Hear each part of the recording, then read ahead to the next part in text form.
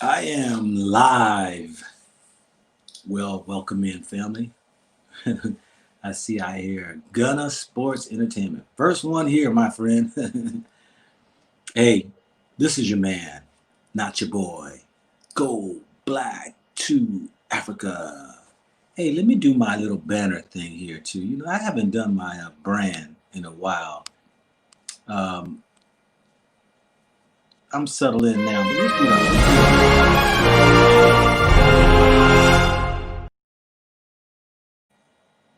Yes, ladies and gentlemen, this is your man, not your boy.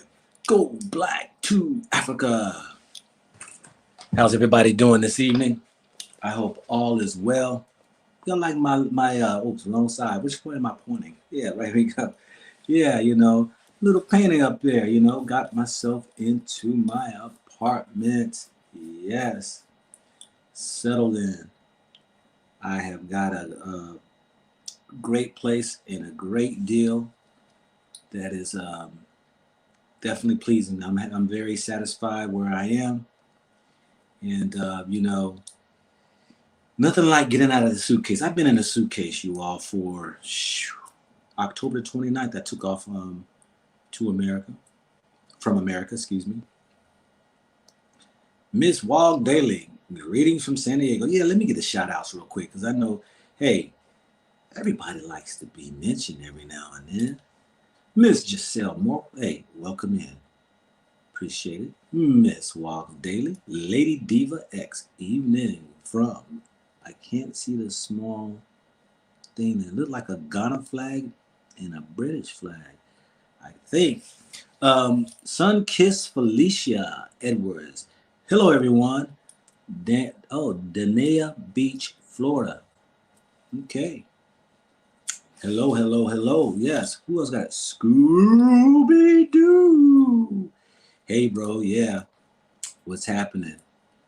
Yes, as people come in, I got something to get food for thought, y'all. Just food for thought. I'm not here trying to start nothing, won't be nothing, and sway people. I just want just to lay some food in your thought or food in your lap. Have it which way. Intel, Nason, you look different. Don't I look different? Yeah, without that beard, y'all. People say, "Oh, you look younger." No, I am young. That's all. Yeah, I cut it off. Cut it off. I had it on since the week before I left to come to Africa. Um, I want to get in where I fit in at in being amongst the Muslims in Ghana and being amongst some other Muslims that I connected with. But also too, that I wanted to go ahead and grow it out. Didn't really share with nobody, but I wanted to grow my beard out until I actually got settled in, and then I looked at me. I'm gonna shave it off now. It's time to shave it off. Got my apartment, so I am definitely excited for that. Yeah, looking so fresh and so clean, clean. Yes. Who's that? Liam Limobade. I'm sorry, Bad Bade. I'm sorry, Limobade. All right. Yeah, I've got some messages coming on my phone. Excuse me, y'all. Chino So Remigius from Tel Aviv, Israel. Yes. All right. Need to get a test to get into Tanzania from the States. Uh, you just might. I don't know if that's, you're asking the question, do you need to get a test to get into Tanzania from the States? I don't know. I'm not in the States. But it's easy. You can find out. Go ahead and look on the internet. Call up Tanzania COVID test or something like that. I'm not sure exactly what website. You should be able to find something though. Most definitely. We're going to wait till we get about 100 people in and then we're going to get started. As people trickle in, people start to see that it's out there. But like Giselle said earlier, she was like, I saw you face, but I thought I might have been at the wrong channel. Yeah, So people might just recognize like, oh, I don't know who that guy is. But yeah, I know I look different and all. But yeah, I want to share some stuff, throw some food for thought to you all about this executive orders that Biden wind up signing.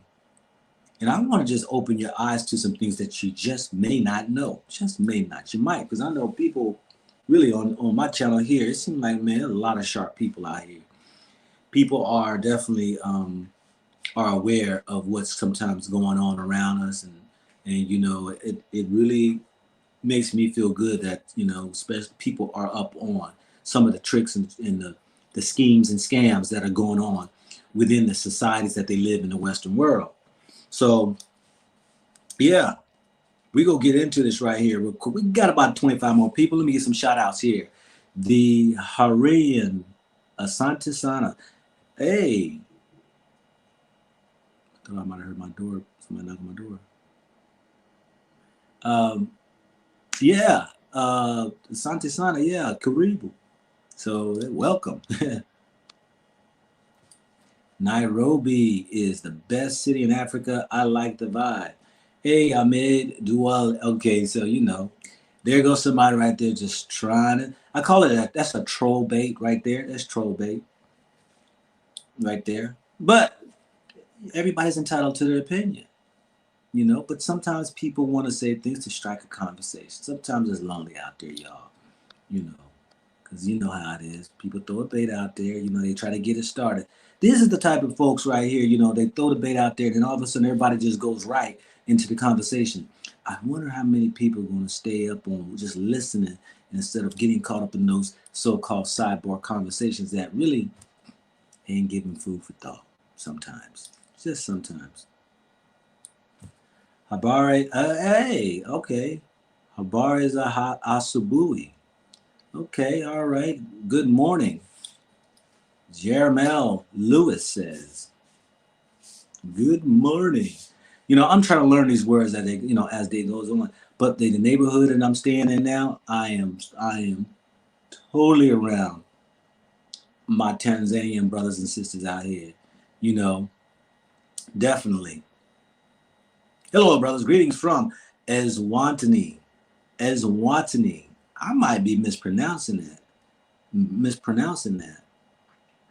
But Eswatini, teeny. Okay, that's South Africa down there. The country down in South Africa. Correct me if I'm wrong. One of the countries that I always had a hard time remembering down in South Africa. Ahmed says, "What city do you like the most in Africa?" I see you must be new to my channel. I don't get caught up in bests and favorites and the most. Those are hook, line, and sinkers. Those are still, yeah, actually, those right there divide people. It divide things. And so, yeah, just call me Brian. Hey, what's up?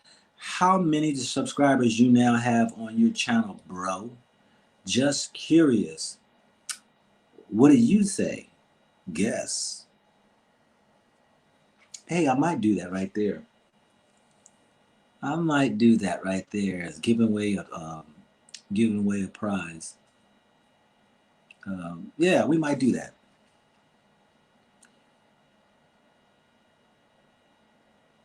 Yeah, okay. Chiquita Hamilton. Okay. Sorry, this is small writing. I like the beard. Yeah, you know, I like the beard too, you know, but one, I enjoy the heat, and so I sweat. Two, you know, keeping it washed and all that right there, and then, you know, once it's, you know, it's a daily task. And then, you know, trying to, you know, trim it up and all that right there, it's much more easier than really shaving every day. It really is. But you know what, I'm free like a bird. I kind of float around, and whatever I mood I wake up in at times, I just kind of go with the flow. All right, fam, check this out. We gonna get into this right here. President Joe Biden just signed, I saw 15 to 17 executive orders, but I saw 2 reports. 15 to 17 executive orders. Now get your hats on, because I will be inviting you all in to come on and invite you all in for the discussion. And let's talk about it, because there's some things that we need to know as people, that terms and the so-called key words that are in place, don't get misguided that it may not be talking about you and may be talking about other people. But these right here are some of the things that he spoke of. He signed executive orders on. Now, I'm not sure if you researched or not, but I had to research to see, because I saw a video. Like I said, I really don't even keep up with the news, and I don't even like talking about these subject matters, but my people are still left over in America. And sometimes we who give an olive branch of extension of love and a rescue can't forget about our folks that are left in places that they may not, see what I see or others see. OG3, MA2, all right. Yes. But Biden signed executive actions on several things. And I want y'all to listen to this right here. Okay? Because y'all talking about reparations. You talk about change gonna come. Now, we had a black president. We have now a so-called vice president who has, her father is of African descent, or an African, and mother is from India. So we always looking for change. Everybody's always caught in the mix about, well, maybe if we get a black president, maybe if we get a woman in there, maybe if we get somebody that just, and goes on for years and years and years. But let's just talk about these executive orders that your president signed on the first day in office. President Joe Biden signed more than a dozen executive actions, some of which reverse decisions made by his predecessor, former President Donald Trump. Now, I ain't going to go into all this reading right here, but let's get into the thick of things, because I want to invite some of you all in and we can go and have dialogue. But it pissed me off. It pissed me off several ways, family, because, here it is again, already a day in office, and you're being ignored. Being ignored. And that's a shame. And it goes time and time again. But you think you may be included because of keywords that are being used. And if you didn't do your homework to research the words, you're still lost. Number one, Joe Biden. He signed the COVID-19 response. So he knows in 100 days, he wants to go ahead and make masking a challenge, calling for a nationwide face mask and social distance mandate in the federal buildings, on federal lands, and by federal employees and contractors. Now, he just said federal, but not everybody's federal. So we're going to see what your states do to mandate this right here, all right? Because it's coming that he's going to also change even harder with some rules. I mean, because the man's been stuck in his basement, scared of his life. You ain't never much seen Joe Biden out in public without a mask on. He did a lot of his campaigning in his basement. That was his first thing he wanted to address, was the COVID virus. Number two, the financial relief for Americans. Extended evictions and foreclosure moratoriums. To do this, Biden will call on Centers for Disease and Control Prevention to re-implement and extend the already defunct moratorium until at least March 31st. The new president will also call on the Departments of Agriculture, Housing, of Development, and Veteran Affairs to extend the foreclosure moratorium for their federally backed mortgages. Did you hear you in there yet? We got COVID. We got these financial release for Americans. This is all about the so-called evictions of the foreclosures on housings for the housing market. Number 3, the environment. Do you hear yourself in there, family? Do you hear anything about black folk up in here? Rejoin the Paris Climate Agreement. The Paris climate negotiations took place under the Obama administration and were led by incoming climate change Cesar John Kerry when he was Secretary of State. Human rights. Now let's get down to human rights, because every last one of you all are probably thinking, there we go, that is us. It said human rights. It didn't say African American. It didn't say black. It didn't say any of that. It said human rights. We got to understand this is a key word. When it came to human rights, It does not stop at black people. Human rights are for all humans. Okay? And it says this right here: action to advance racial equity through the federal government. And you heard racial. Most people think racial means black. It does not. White is a race. Mexicans a race. Latinos are a race. Africans are a race. Chinamen's a race. Japanese is a race. This is actions to advance racial equity through the federal government. That is not applying specifically for us, that we heard before the doggone campaign and people trying to corner Joe Biden into really taking an interest of doing some reforms, whether it was with the prison system, the job system, whether it was through the housing system, whether it was through reparations.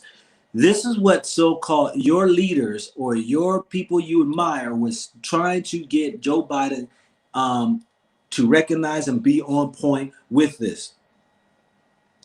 He signed the Human Rights Executive Bill today.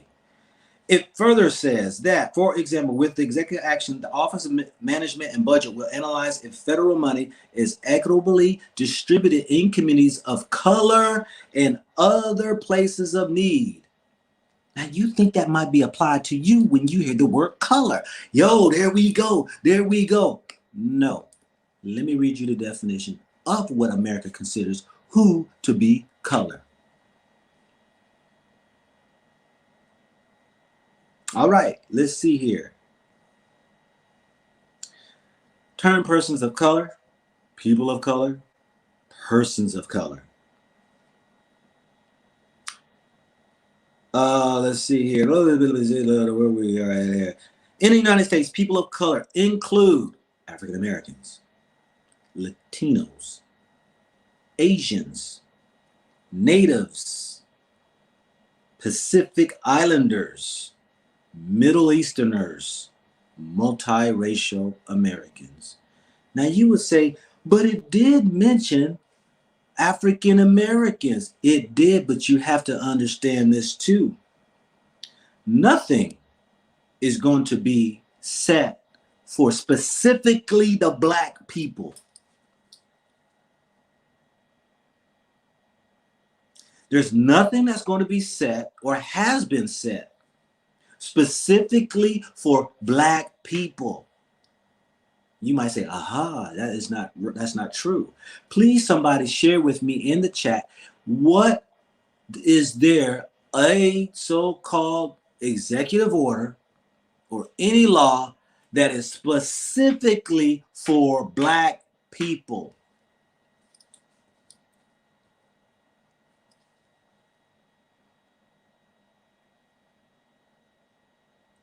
Let's see here. Let's see what people got to say. Even during Martin Luther King's civil rights movement and all that right there, and human rights and all that stuff right there, was not for specifically black people. It was inclusive with race, with religion, with whether it's your religion, your race, whether it's your sex, whether it's your what else they include in that? Race, sex, religion, age, gender, so on and on. Not specifically for black people.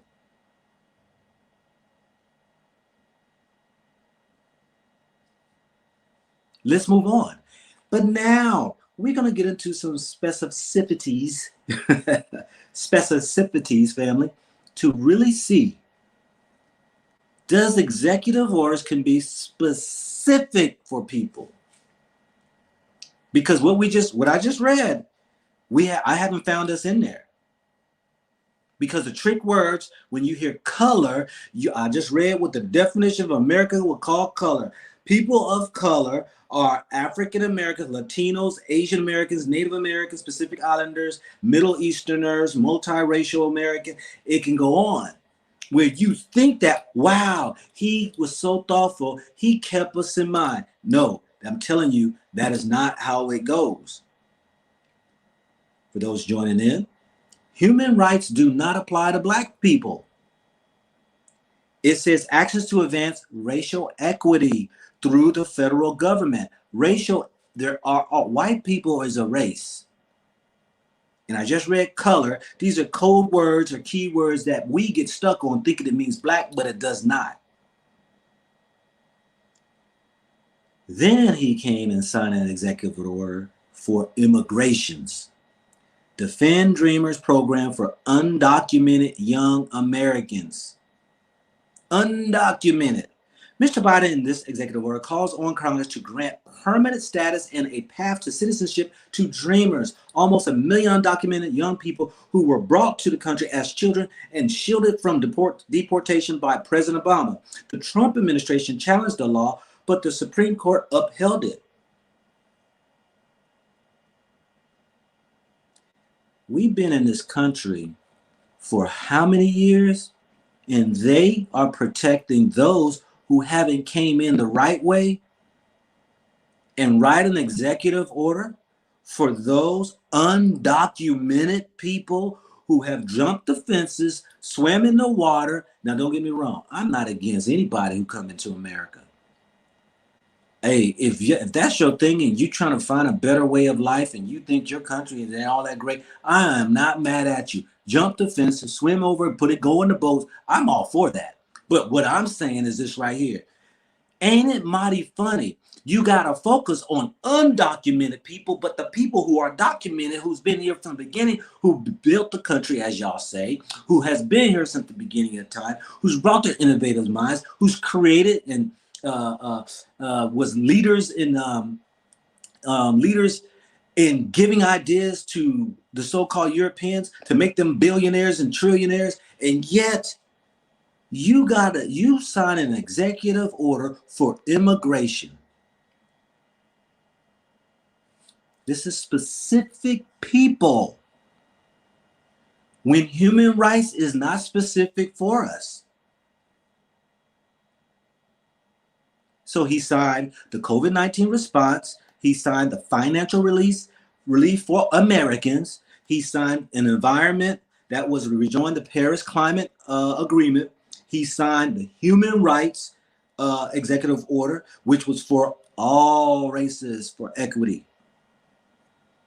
And also for those who are people of color, which I read the whole list of laundry of people who could fall in the list of color. So it ain't just us. And then he signed for immigrations to allow undocumented young Americans to become permanent status, taking away some jobs out there, having better bank opportunity, loan lending opportunities, housing. But what about you? Here you go. He signed an executive order ending the so-called Muslim travel ban, which in 2017 restricted travel immigrations to the U.S. from Syria, Iran, Iraq, Sudan, Libya, Somalia, Yemen, before adding Eritrea, Nigeria, Myanmar, Kyrgyzstan, and Tanzania in 2020. The State Department is also instructed to restart visa applications for these countries. Now, he signed an executive order for ending the Muslim travel ban. Now, I have no problem with that. I disagree with being discriminated against just because you're a Muslim. You know, but did he keep in mind that matter of fact, where was your Kamala, the black woman, in his ear when he was signing all these executive? Why didn't she say, hey, Joe, don't forget about our people now. Joe, when you're going to sign executive orders specifically for black people? Anything. Let's continue to read what he signed.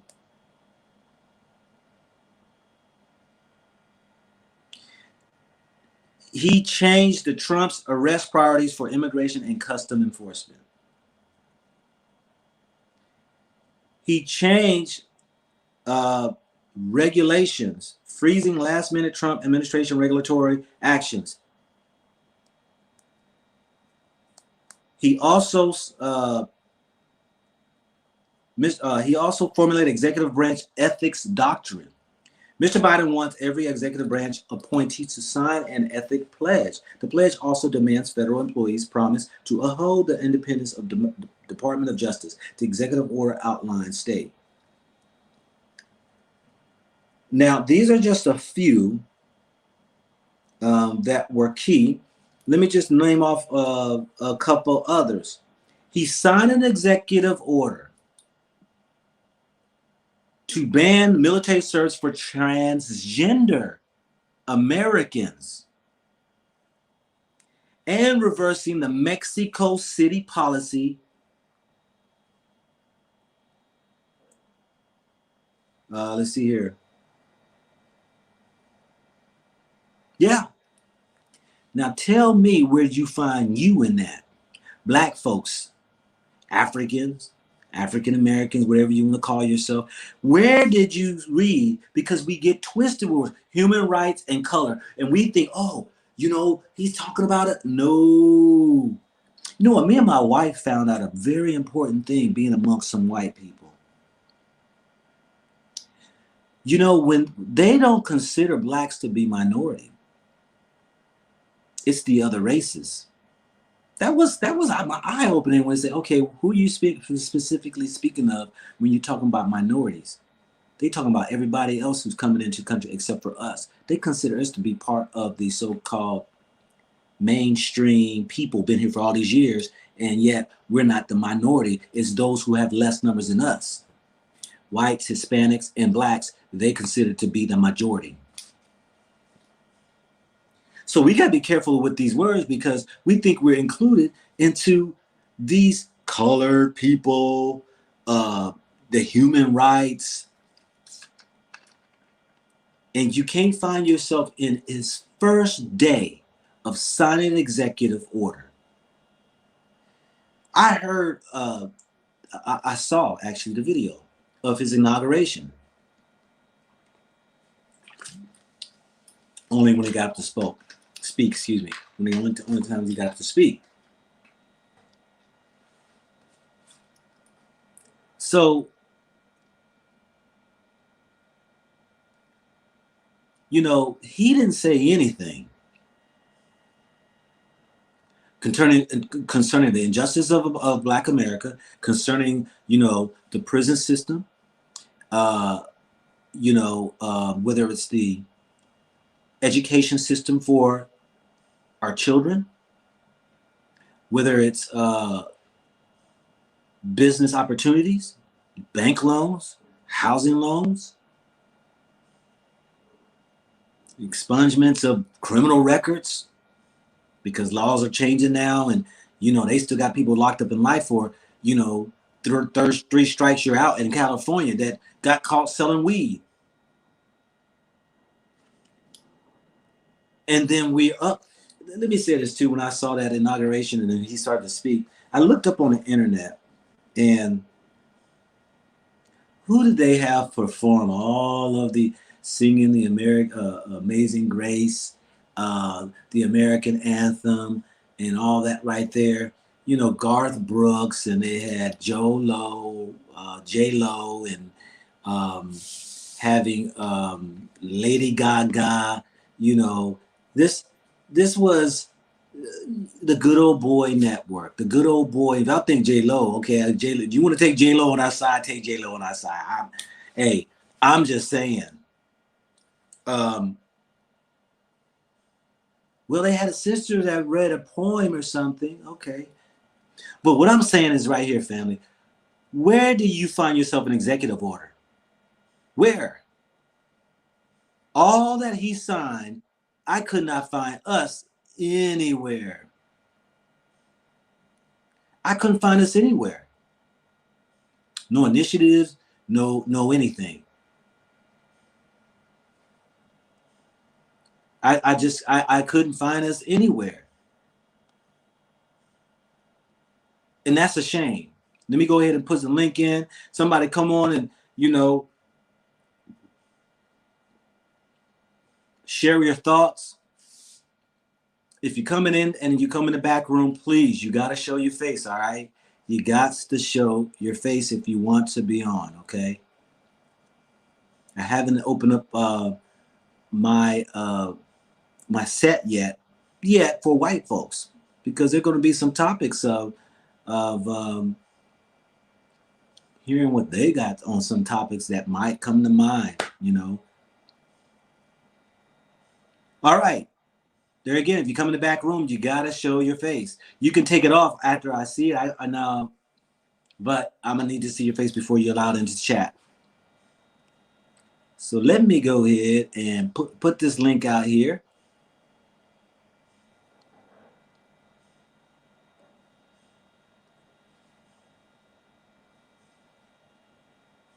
Yeah, family. So think about it. The executive order, the first day, you know, they say how you start off is how you finish. The first day signing all these executive orders, we didn't even find ourselves in any of them. None of them. Makes no sense. Out of all we could be. Now, I ain't saying, you know, the rest of his 3 years, 11 months, and 29 days, he's not going to do anything. But I find it mighty interesting that the rush to get to the presidential table in the Oval Office to sign executive orders, you sign orders for the transgender, the gays, you signed for the illegal immigrants that come into the country, right? You gave one undocumented immigrants, which are the Hispanics, coming in to make them documented. You put racial in there as far as races. Everybody, racial, people think racial means black. No, racial equity for all. That means anybody. Then you mentioned about color, which we know color doesn't mean just us. I read the whole list of what the United States considered to be colored people. All of these right here were specific for certain people, but where did you find us at? I just posted the link there. Come on and call in. Let me hear what y'all got to say. Is he going to be on point for us? Is he not going to be on point? You know, is there going to be change?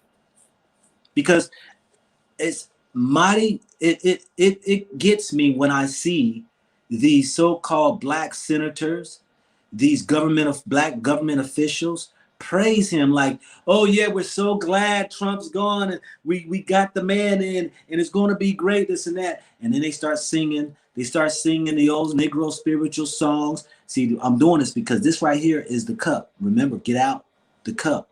This is what tickles our fancy. This is when they got somebody read it, you know, oh, they got the sister reading the poem. And, oh, wow, we finally get our chance.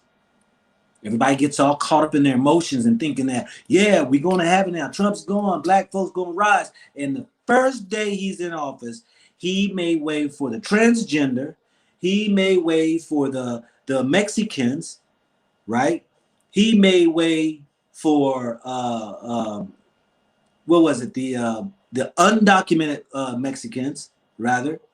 He made way for the racial, as far as a whole, racial equity.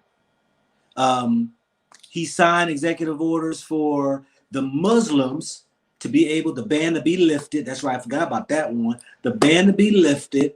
What about the black people? All right, let's let some people in. Let's see who's out here. Abdul and Abraham. Abdul, I need to see you, brother. All righty. Hello, how are you? Good, my brother. How are you? Good, my brother. Looking good today. The beard is gone, yeah? You look fresh. Yeah. Yeah, I just want to come in the discussion you just bring up.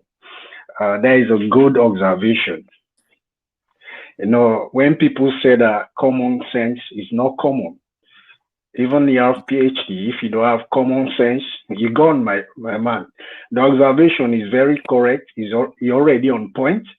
This is the thing I always say that no, because I'm continental African. I live in UK. My mom, she's uh, American citizen. My elder brother is American citizen. The thing here is, as Africans, all the right that the executive order Biden signed is not for black people. It's not. None of them. Look, people we just make fool of ourselves. All human right thing we're talking about is not for us. The Europeans, they are very clever. When they create the slave trade, for them, they're always afraid of us that, oh, this race in the future, they will come stronger. Let's create a system to protect ourselves. If you check, if you see the Europeans, they come over to Africa, they always challenge our government. But you never see continental African travel to America to challenge the government of America. It's not possible. You know, this is a time Africa and America they should start looking at themselves. Because like some of us who feel pain, we know exactly what you guys face in America. It's good when some of you realize that no place like home, you should come back, look for second home and settle. But even it take million years, there is no right for me and you in any part of Europe or America. There is no right for the black man. We should just stop to fool ourselves and look for the future or build a unity force for black people. That's it. Even the Indians, they will fight for themselves. The Americans, they fight for themselves. The white race, they will never fight for any black. You know, like, let me come back to the executive order. Like the Muslim countries, America is a business place. But I didn't know exactly because most of the Muslim countries will come over, spend a lot of money. So they'll miss a lot. So the best thing they will do to lift the ban quickly as possible. We talk about the Mexicans because all the people that they say they will give the immigration, most of them they are Mexicans. They are not even Africans. You see, because for me, if the level playing field is equal, they should start to give key government position to African American. You talk about defense, police force. Well, if they start to do that, we say, okay, now is the same. That is 50-50. But I don't see that. That will take long years back. Not now. Yeah. You see, that will take long years. So let's start to look at ourselves. We unite as a race. So we can able to build a better continent called Africa. That is the only place for black people, not Europe. Yeah. You see? Yeah. So I don't want to take you too much because my other brother is waiting so he can able to respond. Appreciate your brother for your input. Yeah. Stay tuned. Yeah. All right, my brother. What's happening? Let me try to unmute you. I hear you. Yeah, I hear you now. Yeah. Yeah. No, I agree with you 100%. Like I said in the comment section, you know, when you try to talk to like other brothers and sisters and you try to tell them that, hey, look, we cannot be emotionally attached to a Democratic Party, you know, to one party. We need to be strategic with our vote. The fact that we are emotionally attached to the Democratic Party is the reason why they take advantage of us, right? When you look at Latinos, Latinos voted for Trump in a higher percentage than black people did. And as soon as Biden gets in, who is he trying to take care of? He ain't trying to take care of us. He's trying to take care of Latinos. The And transgender, you know, like I said, the Muslims, he took care of the Mexicans, But where did he take care of the blacks? But he doesn't have to, because all Right. all they have to do is pay lip service. So Yeah. as I was talking to a few brothers, because like we have our little building session, and they all attacked me and they say, well, how can you give a pass to Trump? Trump is this racist, Trump is this. And I asked them the question. I said, substantively, what president did more for black people in the last 50, 60 years? And everybody says Lyndon B. Johnson, and that would be true. And I said, well, in the last 50, 60 years, who was the most racist president? And it was Lyndon B. Johnson. So you Lyndon can't B. Johnson. concern yourself. You can't concern yourself with whether or not a person is a racist or not. Because when you look at Lyndon B. Johnson's history, he spent 20 years in Congress. He spent was like 11 years in Congress, 9 years in the Senate. While he was in Congress, he uh, he spearheaded the opposition to any anti-lynching legislation. He uh, he spearheaded the opposition to any anti-poll tax legislation, and not only that, he led the opposition to integrate the military, which is why Harry Truman did it by executive order. So he was the obstacle. But nevertheless, it didn't stop Martin Luther King and all of those from trying to work with him, because there's a difference when a person is president. They are more concerned about their legacy, and that's what happened with Lyndon B. Johnson. He was concerned about his legacy. It was the same thing with Trump. Every time black people went to Trump and said, "Hey, you know what? Obama didn't do X for us, or didn't do," he would push for it. He forgave $300 billion loan that Bush gave HBCUs back in 2006, when Obama wouldn't do that. Obama wouldn't forgive that loan. The heads of the HBCUs went to Trump, and he had Betsy DeVos give the loans. Uh, he made it to where the HBCU heads didn't have to come back year after year, so he gave funding for 10 years. He also gave additional funding. Why? Because he wanted to show that he was better for blacks than Obama. Whether or not you believe that he was a racist or not, that's irrelevant. The fact is, if we push hard, we could have gotten things from Trump. I don't see that being the case with Biden, because time and time again, Democrats have shown that all you have to do is pay lip service, put somebody in a token position, and we're going to stick around no matter what. And we're already seeing this, just like you pointed out. Day one, you already see where he's going with it. And hopefully I'm wrong, but I don't see him doing anything for us. Yeah, and even LBJ,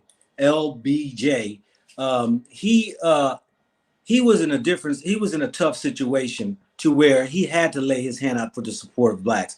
Why? Mm. There was the war that was going on. The civil rights movement was going on. People were opposing the war. So he had pressures on all sides. So, Martin Luther King, who sat there in the White House trying to, press on a few ears, was able to make some way to get some things changed.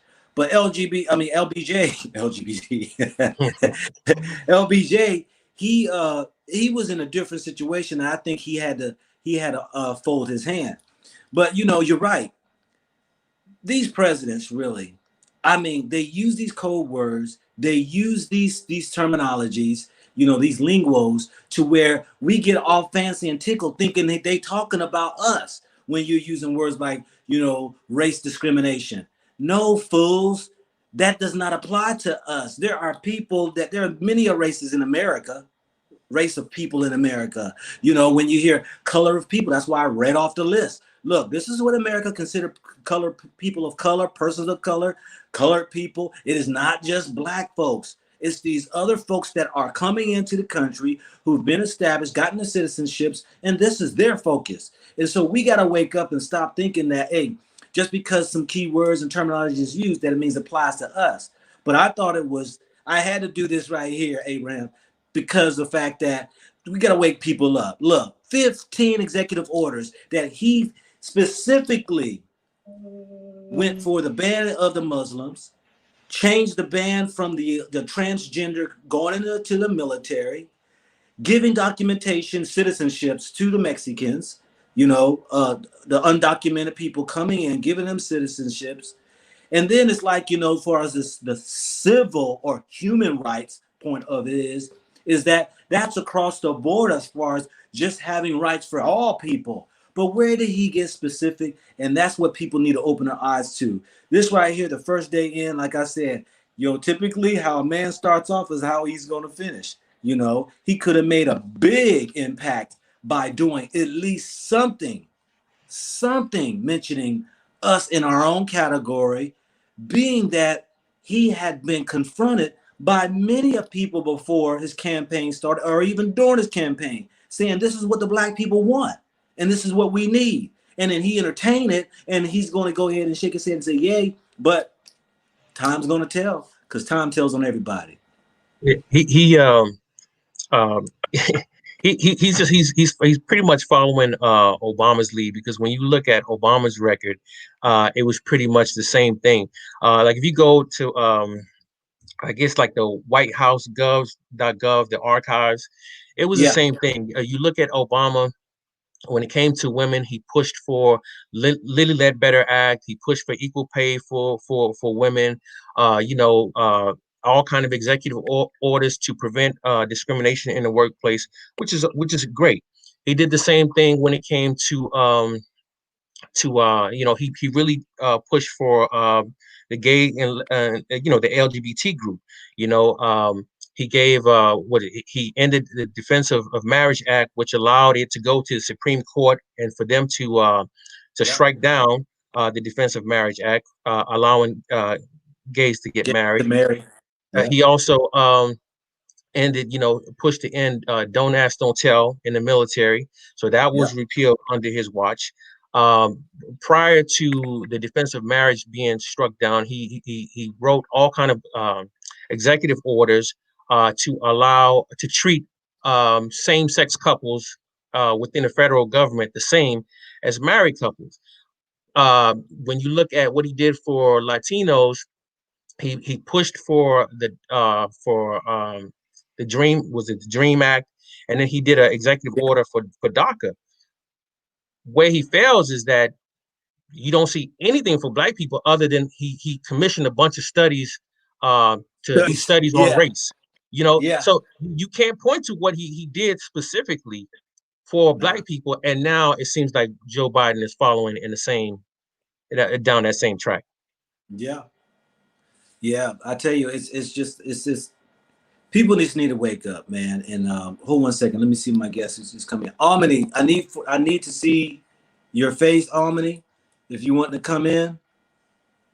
All righty, you are coming on in. Hey, brother, how you doing? All right, how's it going? Not bad, not bad. Hey, man, I just wanted to make some contributions, man. I am I've always been a Republican, but I'm gonna tell you right now that for this one time, even though I own a business, I voted against Trump. One, because yes, we may agree he's done this, he's done that, but his policies does not necessarily reflect most of these things we talk about. Let's focus on. I don't want to even go into the business side of things. I own a business, and I had troubles, having access to the PPP loan. And before I did, I'm not just talking about myself. A lot of small businesses did. And before we even got to it, the fund was depleted. And guess who got it? The big boys. Most of the Fortune 500 companies and all that got it. And a lot of them are returning it. Some of them have gone with it, and they could make excuse to why they could keep it, right? So I'm not even going to go into that. Let's focus on other things, because we keep talking about, hey, he's Biden's executive order. Look, we're talking about executive order, right? Trump had like unquantifiable amount of executive orders. Trump did what he could do. Basically, he pretty much operated like a king, right?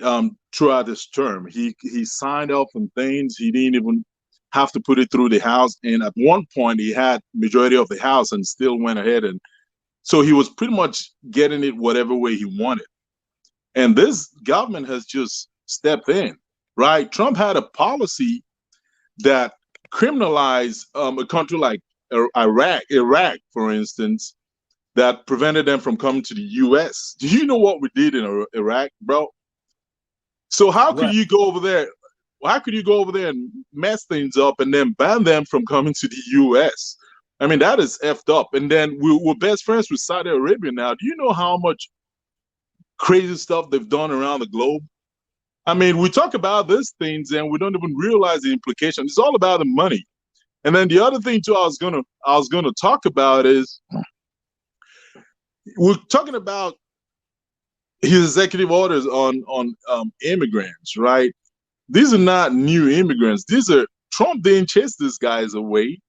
These guys they've been in the system, right? They didn't just come out of nowhere. We're talking about people that were in limbo when it comes to immigration. He's considering a path for most of them came to the U.S. as babies and now they're adults, right? He's considering a path for citizenship. Look, Trump spent a lot of time talking about it, did nothing. And well, do you want to keep them in perpetual limbo, or do you want to at least evaluate their files and consider, who you think it's right to become, it has the justification to becoming a citizenship or what? So these are the things we need to talk about. We need to go into the specifics, right? I'm a black man, and I'm considered an economic immigrant because I transferred with a job to the U.S. and look, and I know there's just a very little percentage of black people that do that. Most of these people come from India and European countries. Most if you go to our tech companies, the people from India, like, we don't have any problems with that. But this guy, he's doing nothing. It's like, for God's sake, he's doing nothing to favor people. I'm talking about Trump now.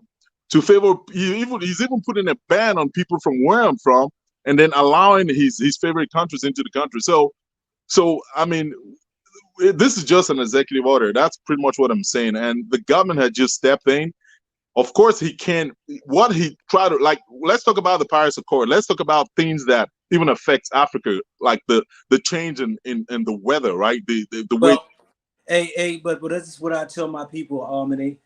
Let's talk about the subject I put on hand. No. It's part of it, brother. It's part of it. We're talking about the executive order, right?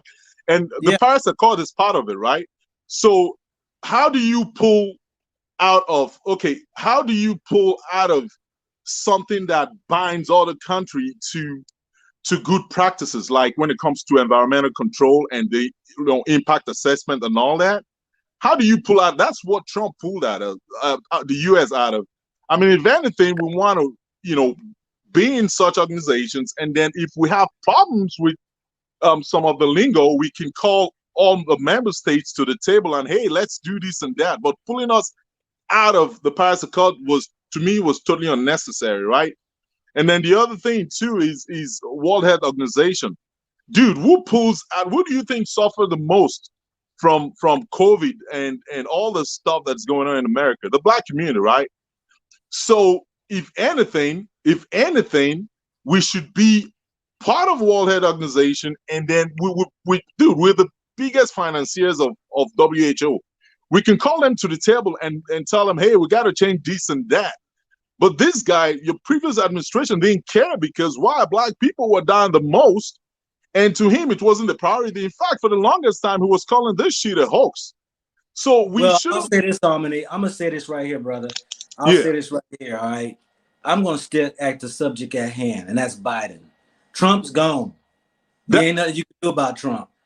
Biden's in office. And so I'm going to stick right there with what he has done on his first day, so that people could see that, hey, you were not included into the executive orders that he signed here today. I can't speak for tomorrow. I'm just speaking of what has transpired here in the last day or so. Okay, brother. I hear you, man. I'm with you on that. And these things that I'm pointing out are part of the executive order. I'm just talking about things that the previous administration took away that he's just putting us back into. And if anything, right, look, I'm not sleeping on this. I understand. I'm with you on that. Hey, bro, I'm not sleeping on Biden, man. I'm not I'm not sleeping on Biden. Yes, I believe we should begin to to request for stuff and put policies on the table, but we shouldn't just give up because of he's only been on that job for less than 24 hours. I mean, all hope is not lost. That's kind of what I'm saying, and I understand that we've been marginalized and everything, but let's anticipate, let's hope for something better, and let's bring policies on the table. Well, that's all I can say. Well, I'm with you, and that's what my channel's for. Bringing hope better. Get the hell out of America because it's not for you. That's what this channel is for. Yes, sir. Because my thing is this right here. Hope. Yeah, that's what they want y'all to keep doing is hoping. That's why you over in America, because you hope to have a better life probably than where you came from. It has to be a hope of better for you because you would be here if it was better. Hey, bro. Yeah, you're right on that, man. America, whether or not you agree, it's also played its role. I've taken advantage of what I could. I mean, because not that the opportunity wasn't back at home, but we had to go through a lot of hurdles to get to certain things. And as someone that wants to survive, I had to make way for myself. And I haven't left the continent. And look, I've got more stuff going on the continent than I do in America. America right now is where I'm generating money from because it's hard currency. And I mean we should be citizens of the world. If anything, man, I've also got a British passport through marriage. And I'm just telling you this. I've got right now. I want to be able to do business without limitations. I've got a property right by a university in the UK, and it's a rental property. I mean, that's what I want to be able to do as a black man. I don't want to limit, because when these people invaded our land, they went to our villages. You should read up the history of the Benin Kingdom. They took away artifacts from the most remote areas. So why shouldn't we go to their backyard and do those things? I know the history. That's what they've been doing for the last 800 years. Exactly. So I want to be the black guy that breaks all barriers. So I think that's the mindset for me. I don't want to limit myself. If it means going to the white man's backyard to do it, I will do it, man. I'm just gonna do it. It's business. As long as I'm laying the foundation for my kids. But I also want to believe in this government, and I want to hold them to very, very high standard. And good thing. Barack Obama isn't a candidate, of that party right now. But we should expect more from them, and we should make it happen. That's all I'm saying, man. I appreciate you, brother. Yes. Thank you. Good combo. Yeah. Well, family, I'm like this right here. You can have allegiance and have faith in the government. You can have faith in the government. You can put your heart, soul, and everything in that government.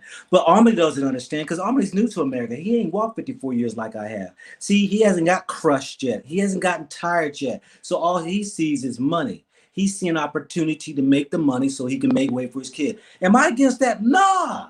Heck nah. But guess what? That same energy he can be doing right here in Africa. There is no excuse why if you've been over to Britain, or you've been over in America, that you could be right here in Africa and doing the same thing. Many people are coming back.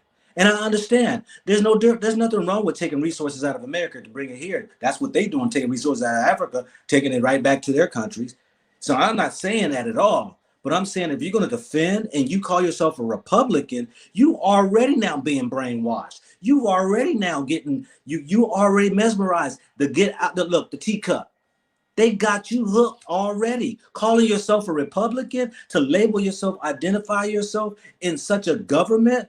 Well, that is where one loses identity. Because before you know it, if my man Harmony stays there in America, he ain't going to call himself an African.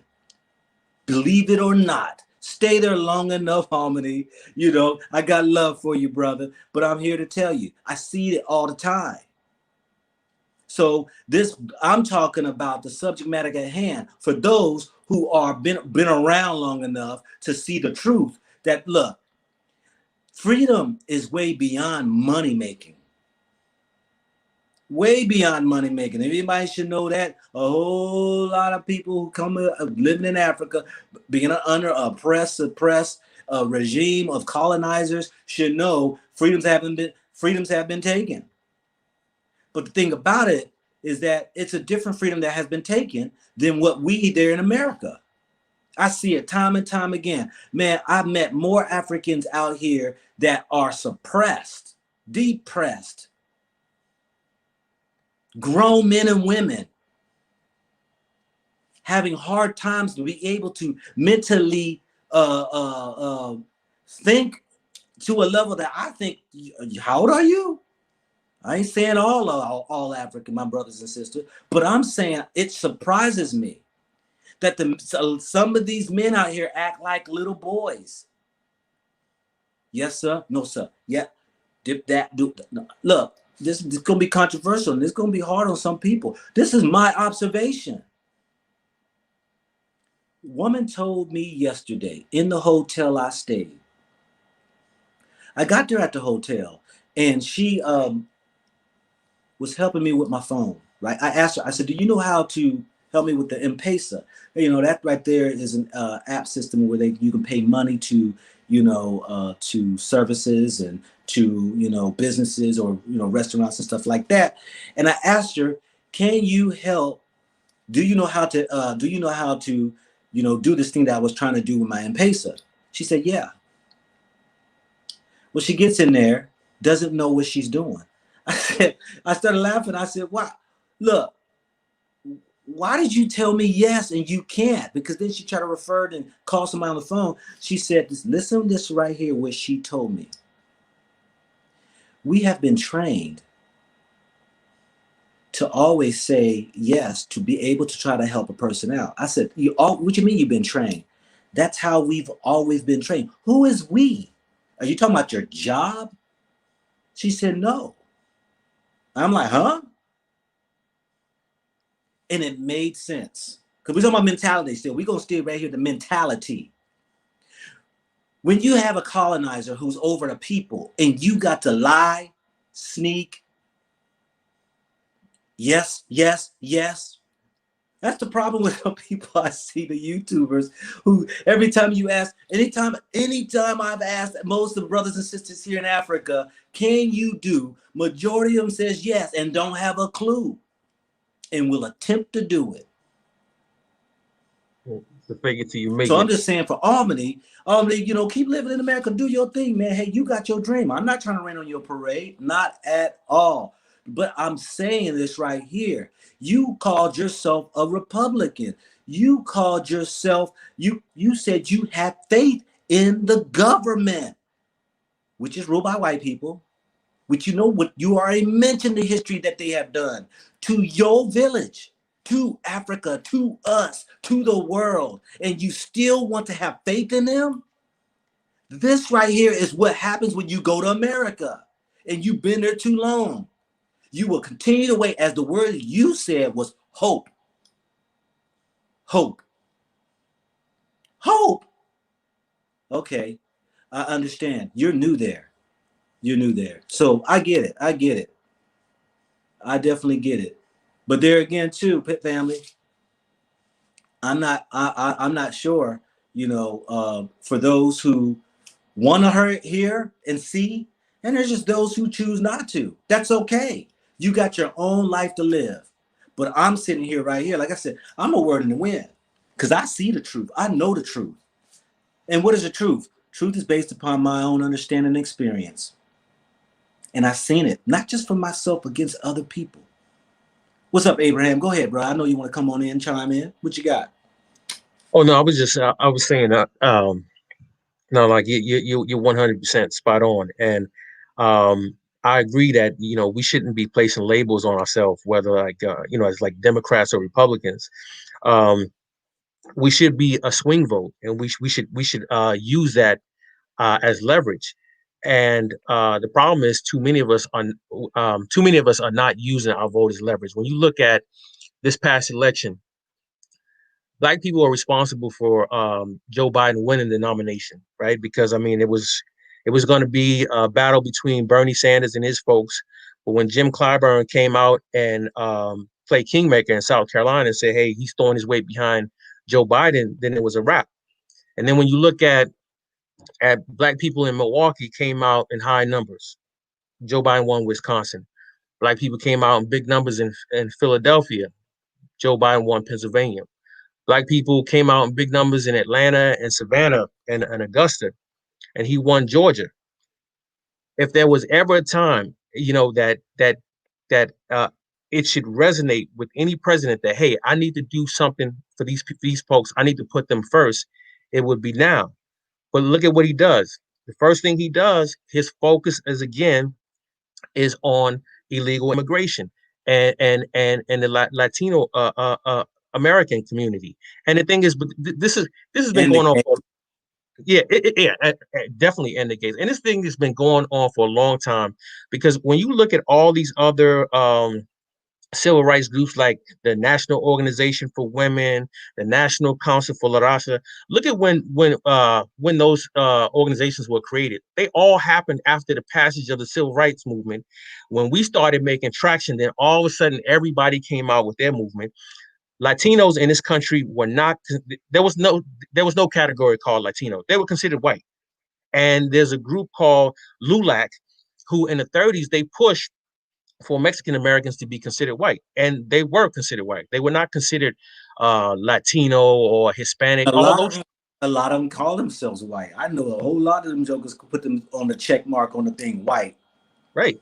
I mean, there was no minority category until Richard Nixon came in. There was no such thing. Nobody used the term minority, but it was just a way to water down African American influence. Yeah, and but I got a question for you, Abraham. Okay, because I mean, it sounds as though that you're very affluent and knowledgeable in the education. I mean, in the government, and please explain to myself and those who are on this chat, how do Black people leverage themselves to get change? Well, in order to do that, you have to be willing to do what a lot of Black people are not willing to do. And a lot of Black people are not willing to vote for the other side. They're not willing to vote for Republicans.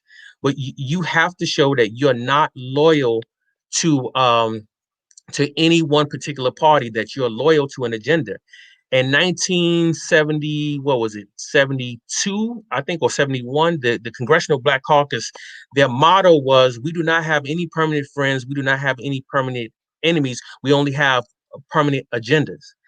But if you look at the Congressional Black Caucus, whatever the Democratic Party or the liberal wing of the party wants, they follow. And I'm gonna let me talk about John Lewis for a second. So John Lewis, if you remember when Obama was running, pretty much the majority of the Congressional Black Caucus was behind Hillary over Obama. They all supported Hillary. And in Georgia, the young folks put so much pressure on John Lewis to support Obama that they said, okay, if you support Hillary Clinton, then we're gonna primary you. And John Lewis came out and he was tearful, and he said that this was the hardest thing he ever had to do in his life, and he threw his weight behind Obama. Now, this is John Lewis, the man who got billy clubbed upside the head on Pettus Bridge. He was saying that was the hardest thing for him. But that's the kind of pressure that Black people can exert on members of the Congressional Black Caucus. So, okay, I hear you on that. And I know all these titles that we got, Black Caucus and the NAACP and all these other groups who are supposed to be the voice and the so-called leaders of the community and trying to squeeze change. I don't know, man. I mean, please tell me, because when Lewis, jumped on Obama, come on now.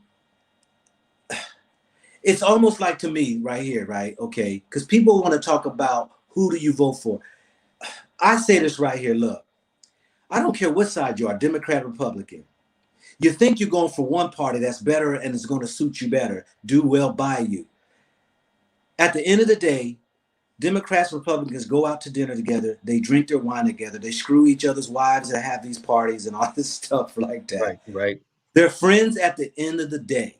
Mhm. And when we think that they are pushing hard for us and doing for us, they don't. Right. Please tell me. You mentioned what Obama has done and have not done. And so even when it comes to the other side, nothing. So the leverage, what are we leveraging? What okay, if we're leveraging for you to have our vote, Yeah. what then are you returning in favor for? What are they asking for? Reparation? What is it? We keep thinking that one party is better than the other. No, they're white people. Now, I'm not saying that as being prejudiced or biased against any white person, but they are the majority in that Senate, in the Capitol building, right? Right. And we keep thinking that's what we got to get our minds out of. We keep running for rescue from them instead of us rescuing ourselves. So you can depend on this party to help you to try to do whatever the agendas that you want. But please tell me, what have they done? Well, Obama didn't. yeah, Obama didn't do much, but again, a lot of us, sat with our arms folded and just expected him to do things for us. I mean, maybe a lot of us, we have this Messiah complex that there's going to be somebody that's going to come down and rescue us, and that's just not going to be the case. So, say for example, we got to take small victories, right? Or look for small gains. One thing we know for a fact is we know that between Republicans and Democrats, Republicans favor school choice. Republicans favor charter schools. And the reason why I think that, me personally, I think that's better. And I think they conducted surveys that 70% of African Americans preferred school choice, because we don't want to have an apartheid like system where you're locked in to crappy schools, because white people, they have school choice. They move far out to the suburbs. They move way out to the suburbs, or they send their kids to private school, or their kids can go to schools that their parents teach at. So they have school choice. But for a lot of us, when you look at the teaching profession, which that's another problem, is that it's not really diverse. There's no, you don't see any black men as public teachers, maybe as coaches, but what was it? I think 82% of teachers are white and 75% are women. So it's a career field that's dominated by white women. That's the percentage. That is the percentage of the white population in America. Yeah, but it's not the percentage of the whites in the cities. Like if you look at say like Chicago or like a DC, these cities have a high black population, and Yeah. but you still have a lot of white school teachers. And the truth of the matter is, you could not have a majority black teachers with the kind of abysmal record that public schools have. They would fire all of them. They would redo everything. You see what I'm saying? So it's almost as though the public schooling is like a jobs program for white women. Hey, that goes back to who controls it, who controls the system. And that's what my point I'm trying to make. How are we keep knocking down a door for them to open up to let us in, and yet they're the ones who control everything? And then we jump from party to party to party to party. Oh, you know what? They're going to give us better education. Well, this one right here, they give us a better programs to help the poor. This one over here, this gives you a better for job opportunity or business opportunity, whatever. But why is the statistics are showing that blacks are on the decline when it comes to income inequality? Why are they showing that the education system is on a decline in the black community? We still falling down the slopes. And so my thing is, how far are we going to slide till we decide that, you know what? This ain't right, y'all. We got to get thrown up out of here. And you're 100% right.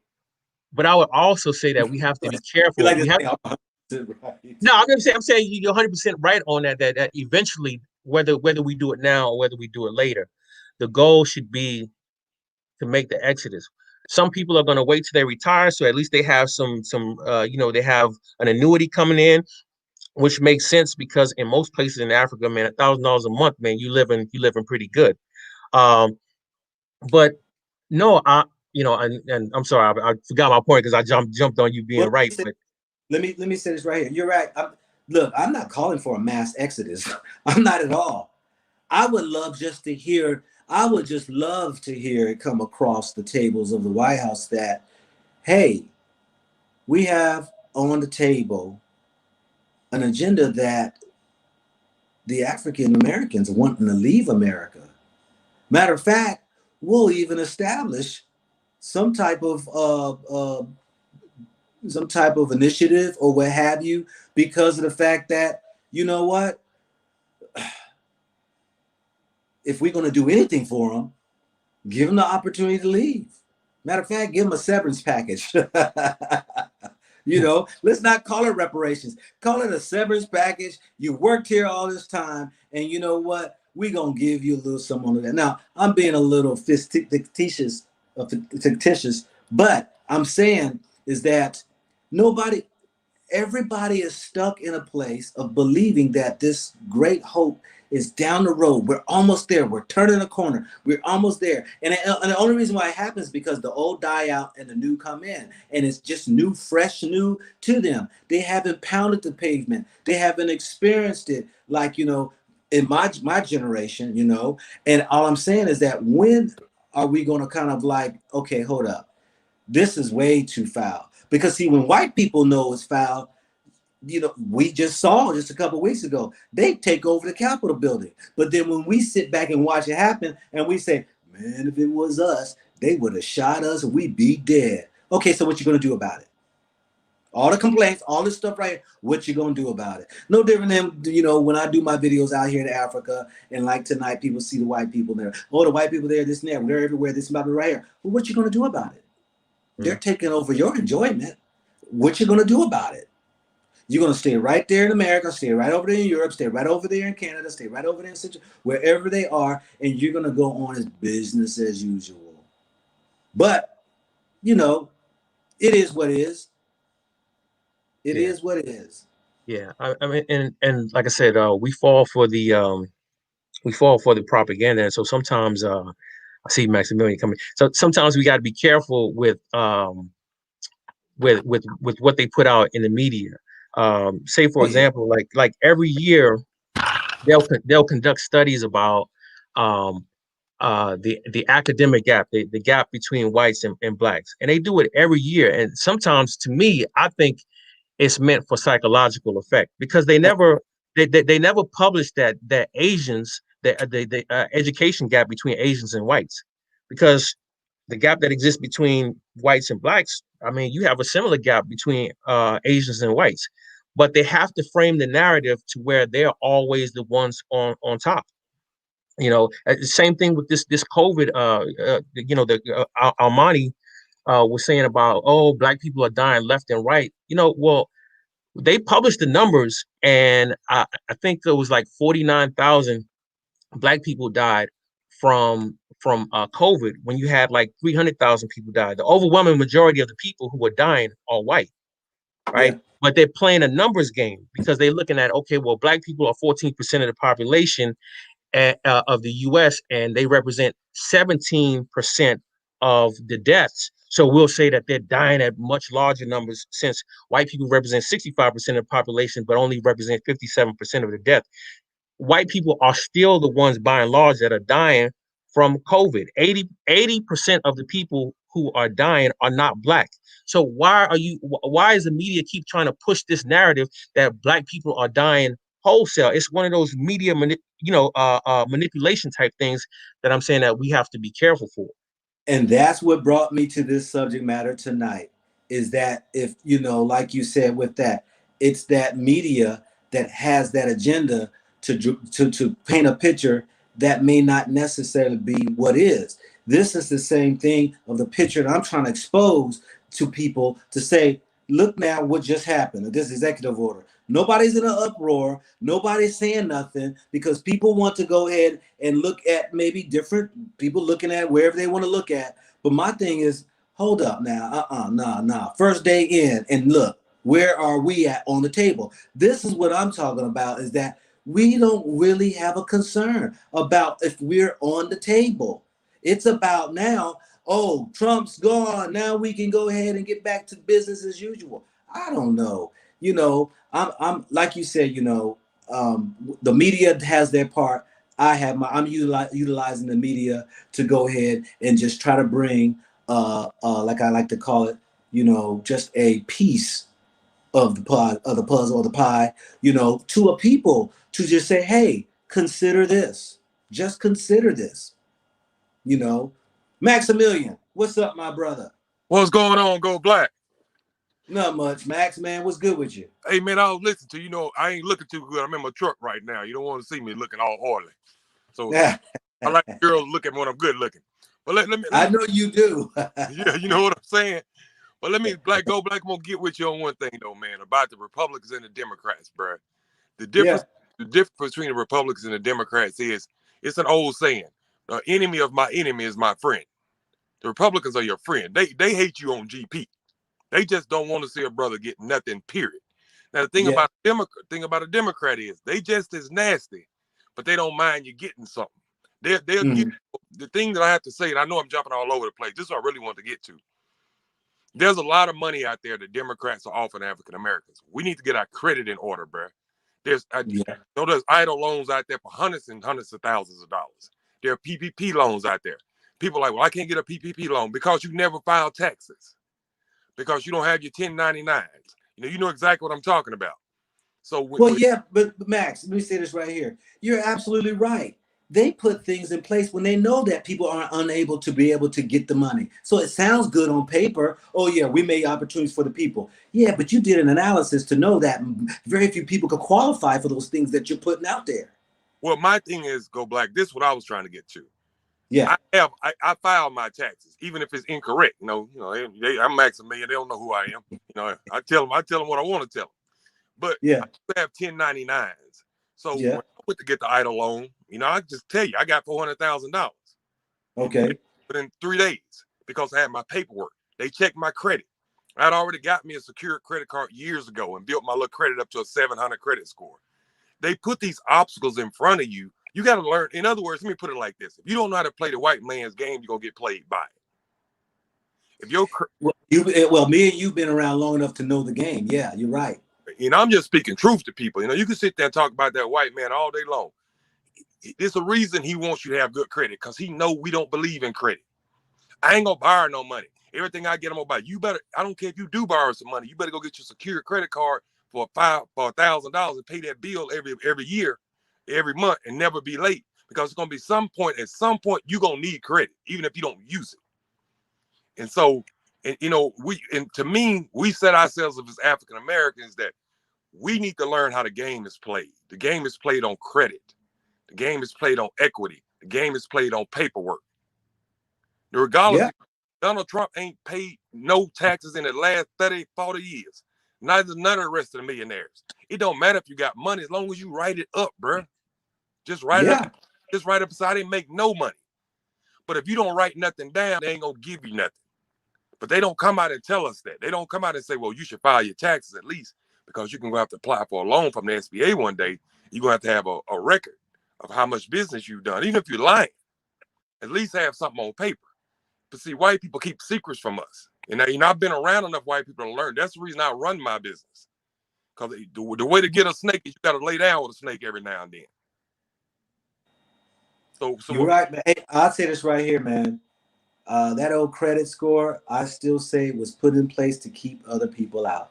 No different than the SAT, the ACT, and all these other things that you got to be able to have in order to get something.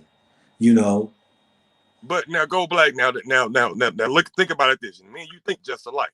If you know a man got a trap not to let you in, and you know the secret to the trap, why are you not doing the same thing he's doing?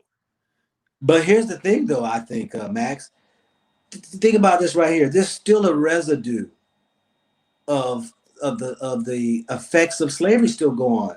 When you talk about, man, a generation after generation of bad habits and poverty and scratching to get by, Credit score, what? Who cares about a credit score? You know, you are able to get business loans because of the area you're in, red lines. These are things, man, that's still in place that, man, keeps people down.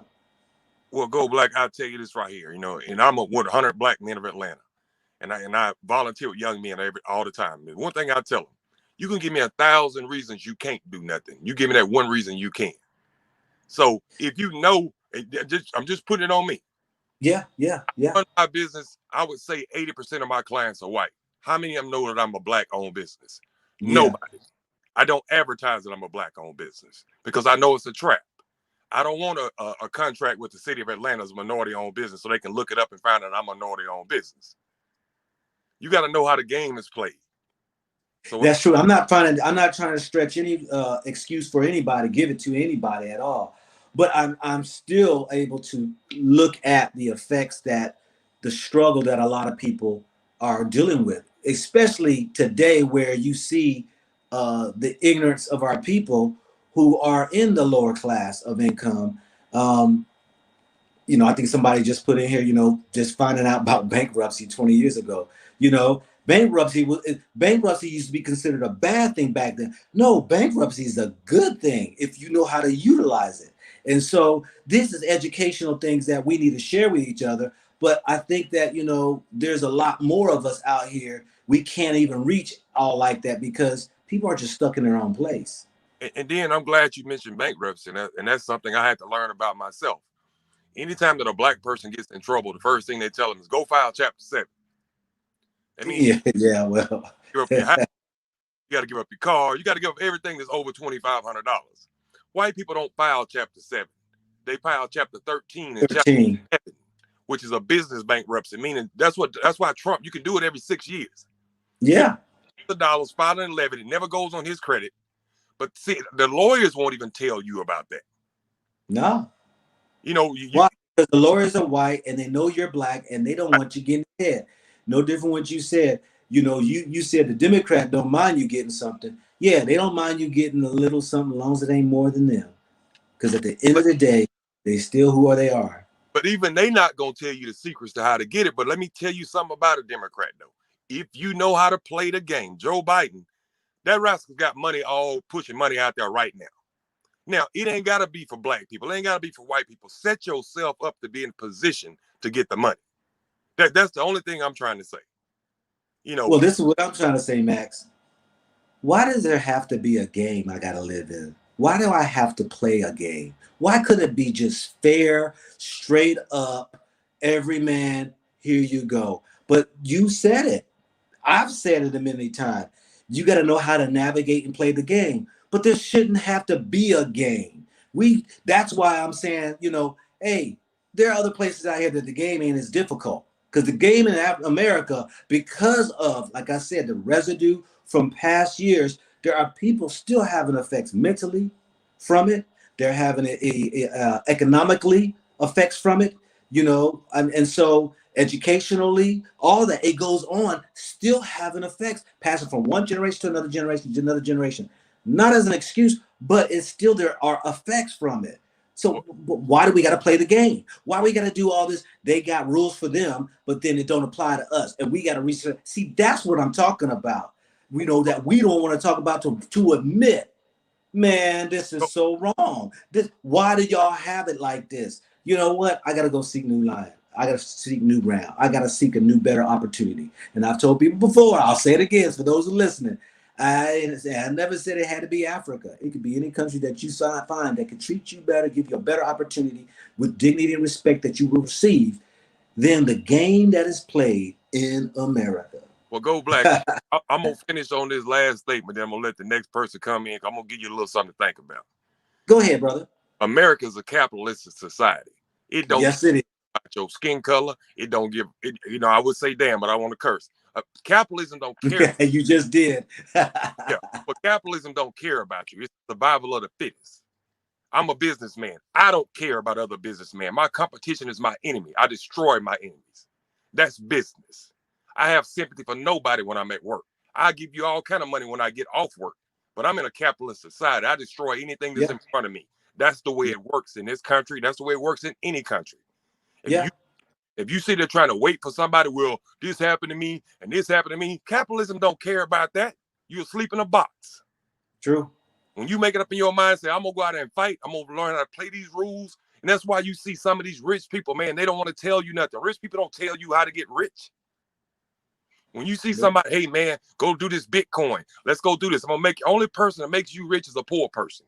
Because if I'm rich, I ain't telling you nothing. Yeah. You know, I'm just being honest.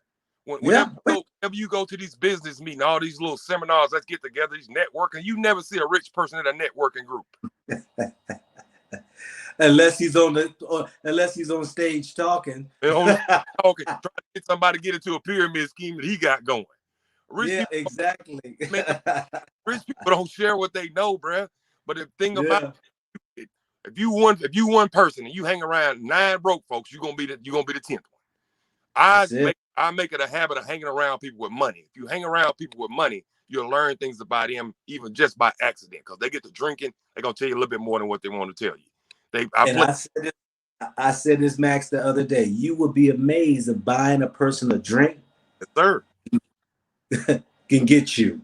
It's amazing. They'll tell you anything you want. Look, Go Black, I like you, man. Georgia, you bring your truck down here tomorrow, and I'll hook you up with a bank that'll finance you that trip. Yep. Like, over a drink. Yeah. Ever had that drink with him? Hey, Go Black, I don't know, man. It's slow out here. We can't help you. Yeah. You got to know people, man. You know, don't look at color, look at green. And the last thing I'm gonna let you go, Black. Stop telling these folks that you are minority-owned business. That's the dumbest thing you can ever do in a white society. Keep your business. Keep your business. That's true. Yeah. Don't ever tell somebody you're a minority business in America.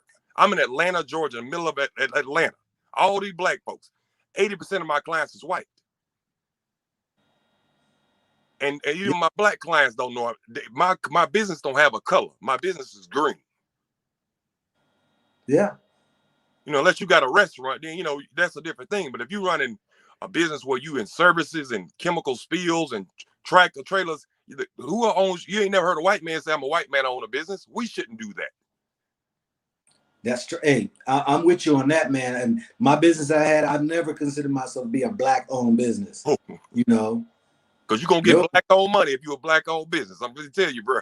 And if you get black-only money, man, in your business, you probably not gonna be successful. You're not gonna make it. You're not gonna. You ain't gonna make it.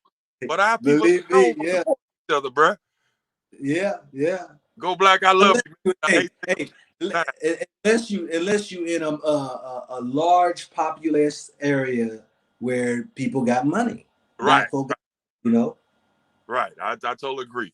Hey, brother, I'm gonna still be listening to you, man. Keep it moving. You know I'm listening to you, though. All right, brother. Hey, man, I appreciate, man, your words, man, of wisdom and all that. There, somebody asked, man, do you have a channel? So you already got one subscriber coming. Let alone with me too. I'd subscribe. Tell him. I'm gonna have to get first. I'm gonna set one up in like June, so I want to get all the cameras and all the drones and stuff. I'm gonna get with you on it first, though. So whatever I do, me and Go Black gonna always be going back. I'm always roll with my brother, so that's one thing. I appreciate it, man. All right, Go Black. I'll let you later, man. All right now. Yeah. Hey, I see the old K squad is in the house. Yo, I want y'all to come on in here. Hey, get it onto this right here. I saw one of y'all comments out there. You said you came back to America because you didn't want to be around the majority of people 90% of people who are broke, and you didn't want to wind up being the next one. Hey, let's hear what you got to say on that, because you're back in America. That you've probably according to what y'all shared, that you reached your successes, and my thing is that for here, I'm still here on the ground. We met, me and K squad, we met when we were in Ghana, sat down, we chopped it up and everything, had a good time, and my thing is that, hey, they went on their journey back to America. Hey, got to do what you got to do. And I decided to remain. And I see a lot of business opportunity.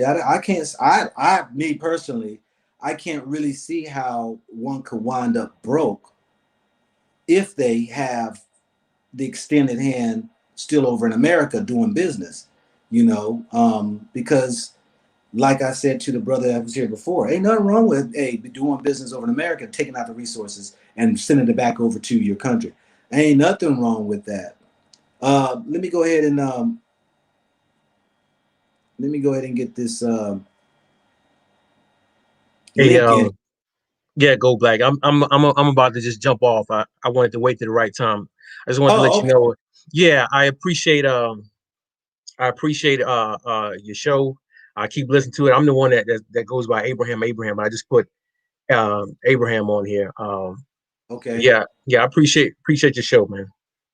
Thank you, brother. I appreciate you, man. All right. All righty. Yeah, let me try to get this link out here, y'all. Invite some more people in right here. Thanks, Celeste, for your financial giving. Appreciate that. Definitely will be going into the right place for the right people. All righty here. Let me go ahead and put this link out here. And those who want to join in the conversation, what about you?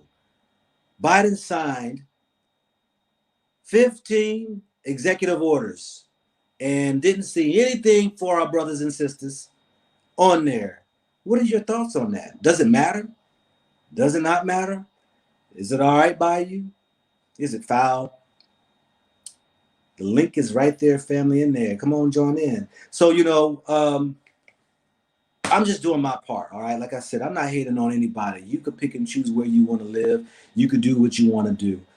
My thing is that I look at things, I see food for thoughts, and see the opportunity for me to go ahead and just share, just to go ahead and provoke a thought. If whether or not, people are paying attention. Because when I saw that, I'm like, okay, all right, he got the gays in there. He got the Mexicans in there. He got the Muslims in there. He's got everybody included as far as that, the human rights in there. I said Mexicans in there for undocumented immigrations. But what about us? What about the black folks? Netlux TV, much love to you, brother, for a conversation. Hey, I appreciate that. Thanks for your financial giving. Most definitely appreciate it. Let's see here. We got Golden Heart. Hey, what's happening, Golden Heart? You made the right decision by being in Africa. I can only go off of where I feel I should be. Everybody has to go off their own volition, their own inner noise, there's the voice, or just by their own decisions. At this point in time, I think I am at the right place. No. Let me back that up. Retract what I just said. I know I'm at the right place that I should be. Now that right doesn't mean for you, not at all. But there's nothing wrong with somebody being a voice for those who may have the same thought, the same interests, that may be looking for a different way, a different direction. And so I just want to be that voice for them. That's what this channel is all about. Go Black to Africa. And so people land on this channel right here, want to hear what I have to say, what I'm giving, and the content that I'm bringing. So I see that, hey, my people are left back in America. For those who have an interest, just consider what just happened today or yesterday, I think it was. Just give a thought of what just happened. See, because when they throwing smoke screens all over the place, while you enjoying your riches and your fame and your glory over there right now, just think about, just consider this. What's the future for yours, your kids? If we keep being brushed aside, what happens then? But the beautiful thing is tomorrow's coming, and we can always see where it heads, right? We can always see where do they consider us as a people? Because it's a hard pill to swallow when every time we turn around, gays and illegal immigrants, other nationalities take the forefront. That just blows my mind. Now, like I said, for y'all who are younger age, I'm 54 years old. Y'all haven't seen enough yet. I understand. You haven't been bruised and used long enough. So when you get my age, you're gonna probably be singing the same song. Because I know that there's a lot of people there in their early 40s and their early 30s and 20s that, you know, they're like, what's wrong? What is he talking about? Ain't nothing wrong. What? Okay, all right, yeah, there's some injustices and all that right there. But time will always reveal itself. And once it reveals itself, every man and woman has to make their own decision, you know, whether you stay or whether you go. I just find it a little bit, like I said, not a little bit, but I find it very disappointing that so many people are jumping on the faith of the governments, Democrats and the Republicans, and it's like a tennis match. One's in office, the other one's in office, and everybody's like a sigh of relief once their party gets in. And then for some reason, they think that it's helping them in some capacity. Instead of saying, hold on, let me back up. Let me just look to see. I'm not talking about money, y'all, because that's the big thing. Like my man Maximilian said, America's a capitalistic society. It would have you to believe that's all it's about. Life is about the money. Now, money plays a part and it's tied in a whole lot of things. But all I'm saying is that money didn't stop brothers from getting shot, killed, hung. Money didn't stop all that from happening. It didn't stop, you know, brothers being put into prisons for long terms. You know, the inner city, the poor, having a true opportunity to be able to launch businesses, better education, high-paying jobs for the teachers who's going into the inner cities. Money. America got more money than the law allowed. And you know what? They always putting, somebody do a favor. How much do they send money over to the Middle East to help and assist those who they call the chosen ones? Somebody do the research to see how much money is given to that state. How much money is given to other countries? How much trillions of dollars are given outside of the country to help and assist other countries? But yet your own, well, I can't even say your own because you don't even consider us to be your own. So I understand. We got somebody coming on in. Yo, what up, fam? All right. Yo, what's happening? What you saying? What is totally needed in our community, man? Keep on doing what you're doing because our children need this. They need you, brother. They need you. Appreciate it, brother. I appreciate it. That's that freaking job going on. But yeah, we need you. We need you, man. Don't stop doing what you're doing, man.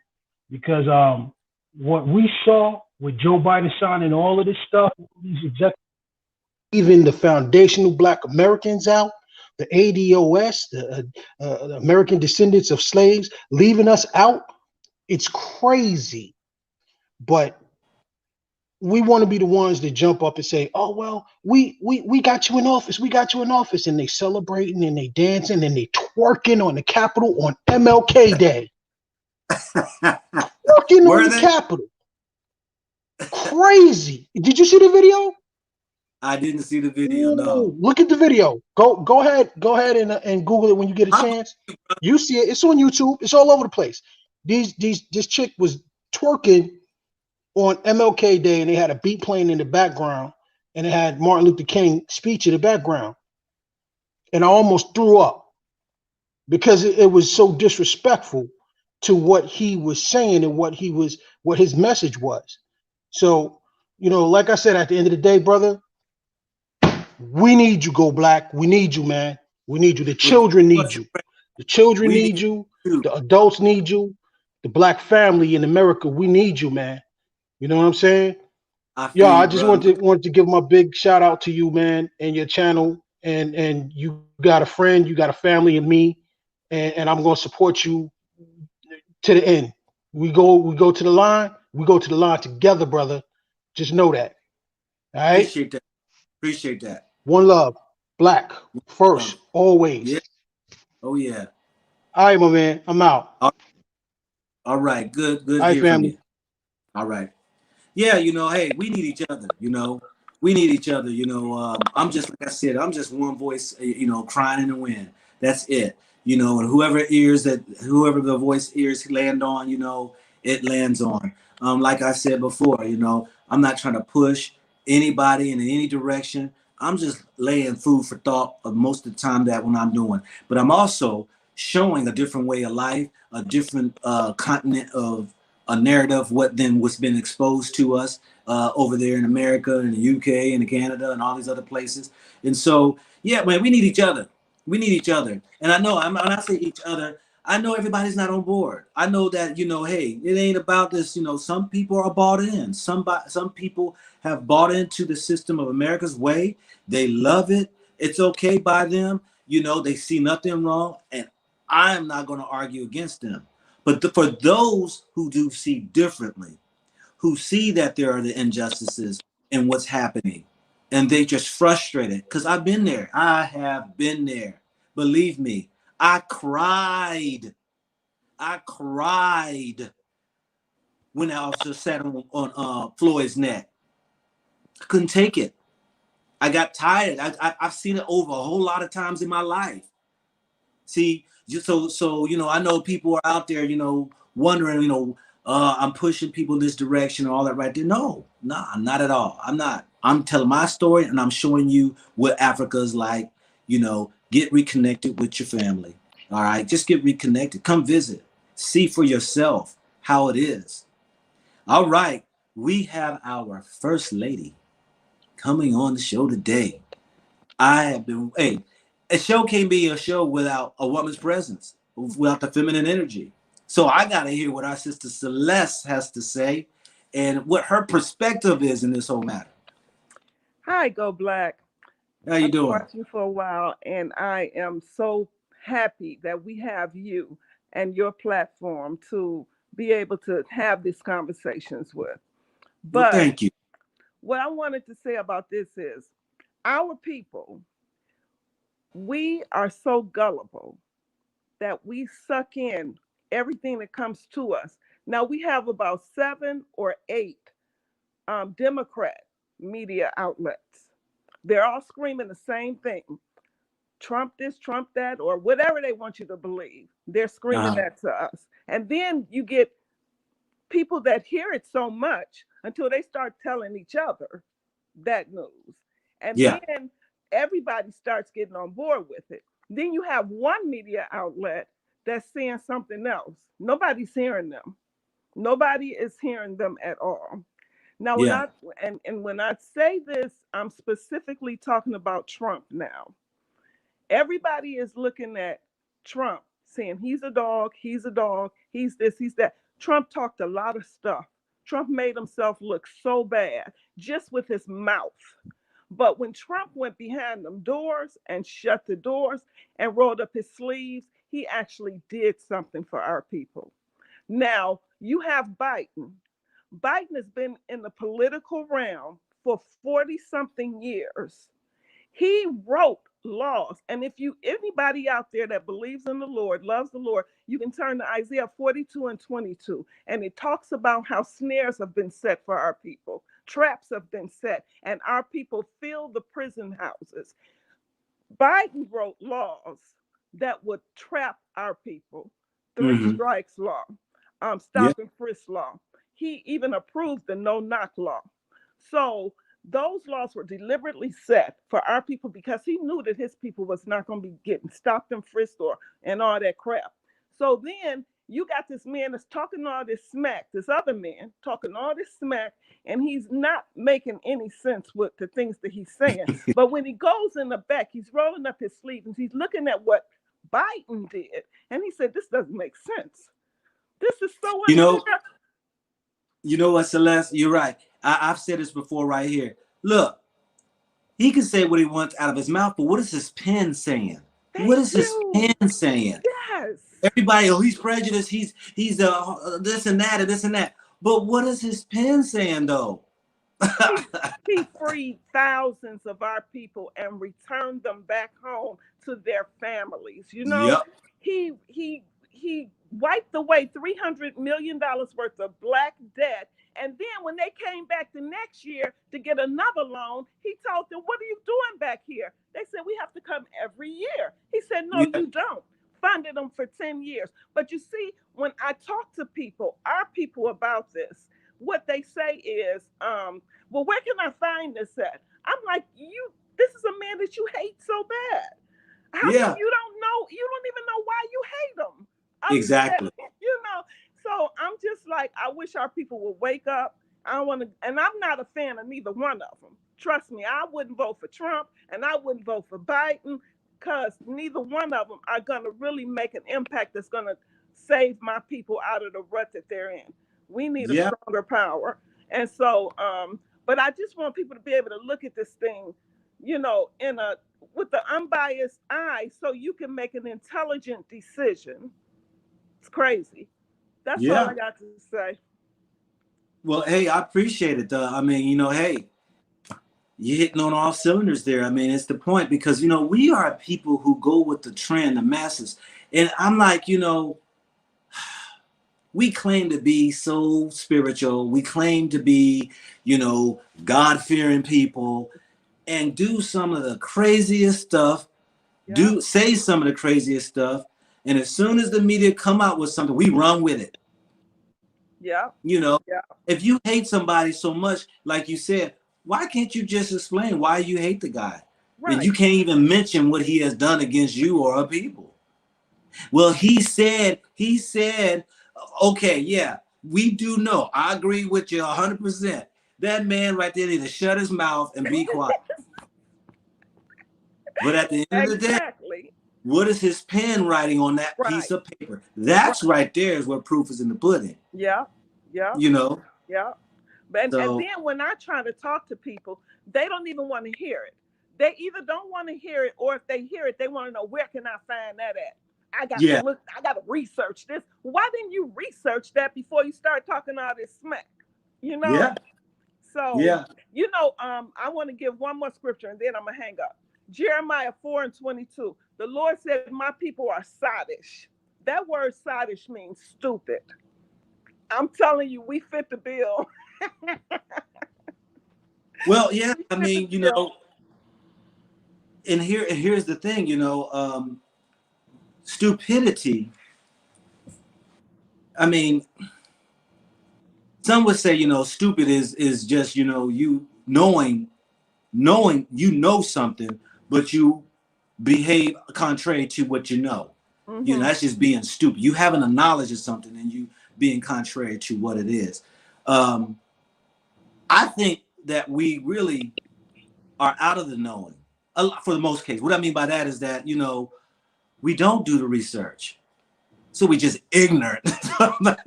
We ignorant. But then, yes, the Lord was saying his people.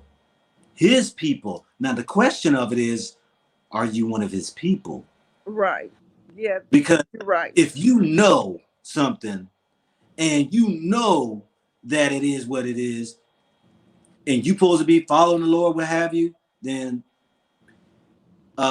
you're definitely stupid if you go contrary and doing another thing that after being shown or know whatever it might be. Right. So yeah, I mean, but America makes us stupid. I Yeah. tell people right here, I say this right here when I'm trying to pronounce people's names, because there's a lot of African names and stuff or people from different around the globe, and I say, excuse me, I speak English. Right. Right. you know, it's a language that it has no reference or no way of knowing how to pronounce names outside of his own self. I mean, it's hard when you got Yeah. consonants together without vowels in between. You got to figure Right. out, Right. you know, Right. yeah. So yeah, So there's one other thing. I've been hearing a lot of talk about what Trump followers, they're white supremacists, and they hate black people and they this and they that.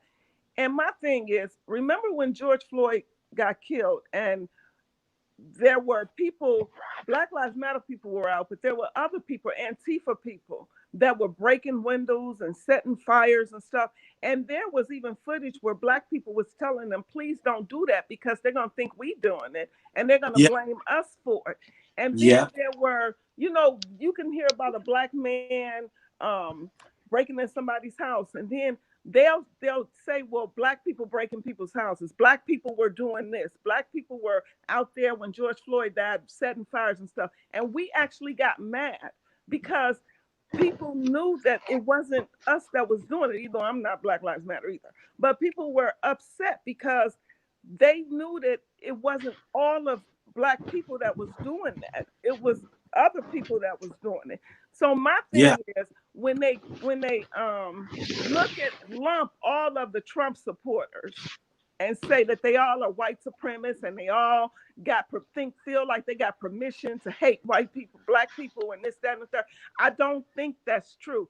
Some of those white people, they are just about the politics of it all. They are not about being hating on black people. And it's a lot of black people that even looked out for Trump. So when we start labeling all the Trump followers as white supremacists and they got permission to do, Trump gave them permission, I think we need to squash that. Because if you're going to treat people like you want to be treated, you don't want to be lumped in a whole barrel of a bunch of bad seeds. So let's not do it to other people.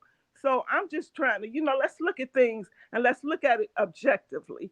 And then you get a clear picture and then you can make a more intelligent decision about how you really feel about this or that. I appreciate the information. Definitely you have said definitely a whole lot to where people need to really consider, because I think sometimes, we can get caught up in the whole, that whole drama thing of what's going on around us. To me, I like to call them smoke screens, and really not pay attention with the magnifying glass of what is actually happened underneath your nose. Right. And so we just got to become aware, and look at things unbiased and just look at for it what it is, because when I was reading through these executive orders and it was standing out because I already know the tricks. When you've been around long enough, the tricks, the terminology, the wording that they play against us. And we get all fancy and all that stuff right there. It's like, just because you see human rights, that does not mean us. Colored people does not mean us. Yeah. So then you thinking you being invited to the dinner, but you're the butler. You know what I mean? All right, Go Black. You take care, okay? All right. Thanks, Celeste. Appreciate you. Bye-bye All now. All right. Sharpat. Hi, Go Black. Hey, my sister. How are you? Good to see you. You took about 15 years off today. I looked at you, look like a young man. Not that you didn't look young before, but you're looking even younger. Oh, I know. Hey, I know. Every time I grow my beard, it puts on that. I hear it from my daughters and all them. So yeah. Yeah, like a little whippersnapper. Is that what they call it?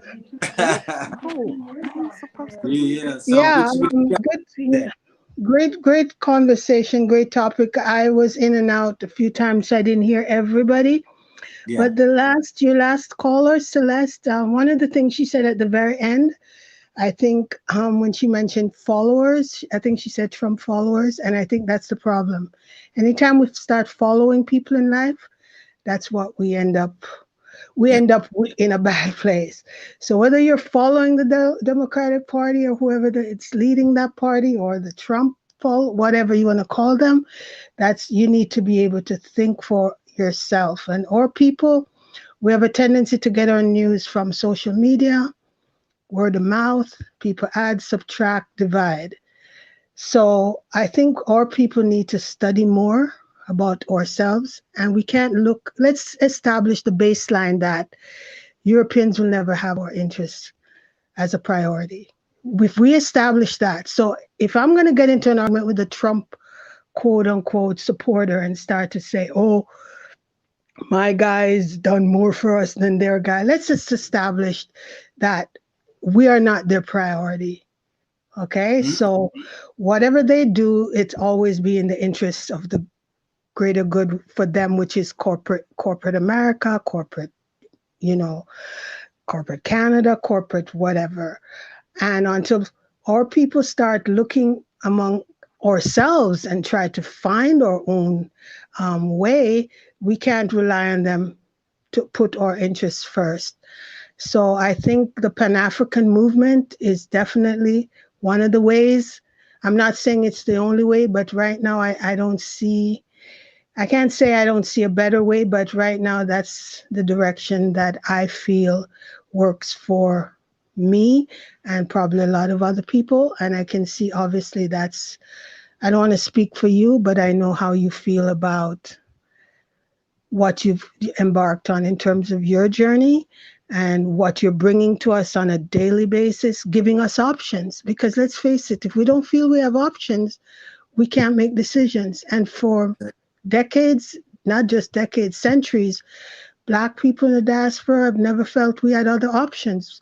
We had to basically sup with what we got and hope for better. Now we know we have options because now it's a whole new world opening up. I guess that's one thing we have to thank COVID for, you know? Yeah. So, Yeah. Well, hey, a lot of, some very yeah. points because, you know, I think you got to turn down your thing. I hear an echo. Oh, sorry. Yeah. One of the key things, yes. Thank you, Carol, for your giving, and those who's been giving. I wanted to give respect to those who are speaking without interruption. But anyway, you're absolutely right. We have a propensity as people to want to follow somebody, just as well as the key words like follow. Look at the Instagrams and all these things. You got friends, people want to be part of, following, subscribing. These type of words and everything gets in one's psyche, right? To where one can be want to hold an allegiance to a person. That's why when I share at times that I don't want nobody following me. Please, I'm not trying to give nobody advice. And I like what you said is that giving options. That is it. This is just an option. And I say that time and time again, I'm not saying you got to come to Africa. I'll be trying to tell people about the brother over there in Asia who does interviews with nothing but us Black folk who live there, been there for years, doing business, have jobs and all that right there. If you feel as though where you are, if only you feel where you are, is not beneficial to you, there are options. I like that, Shop. I'm going to start using that more. I like that. Options. And so that's what I'm wanting to share with people and give people is that, you know, hey, that's why, you know, people say, can you show, you know, the middle class, the upper class? Can you show, you know, look, there are people I know in America, especially us Black folk, right? The majority of us don't have the means to afford a middle class. Now, a lower class, when I'm talking about lower class, meaning that when you see what you really get for the money that's considered lower class in America, you probably live in middle class here for certain countries or places, you know what I mean?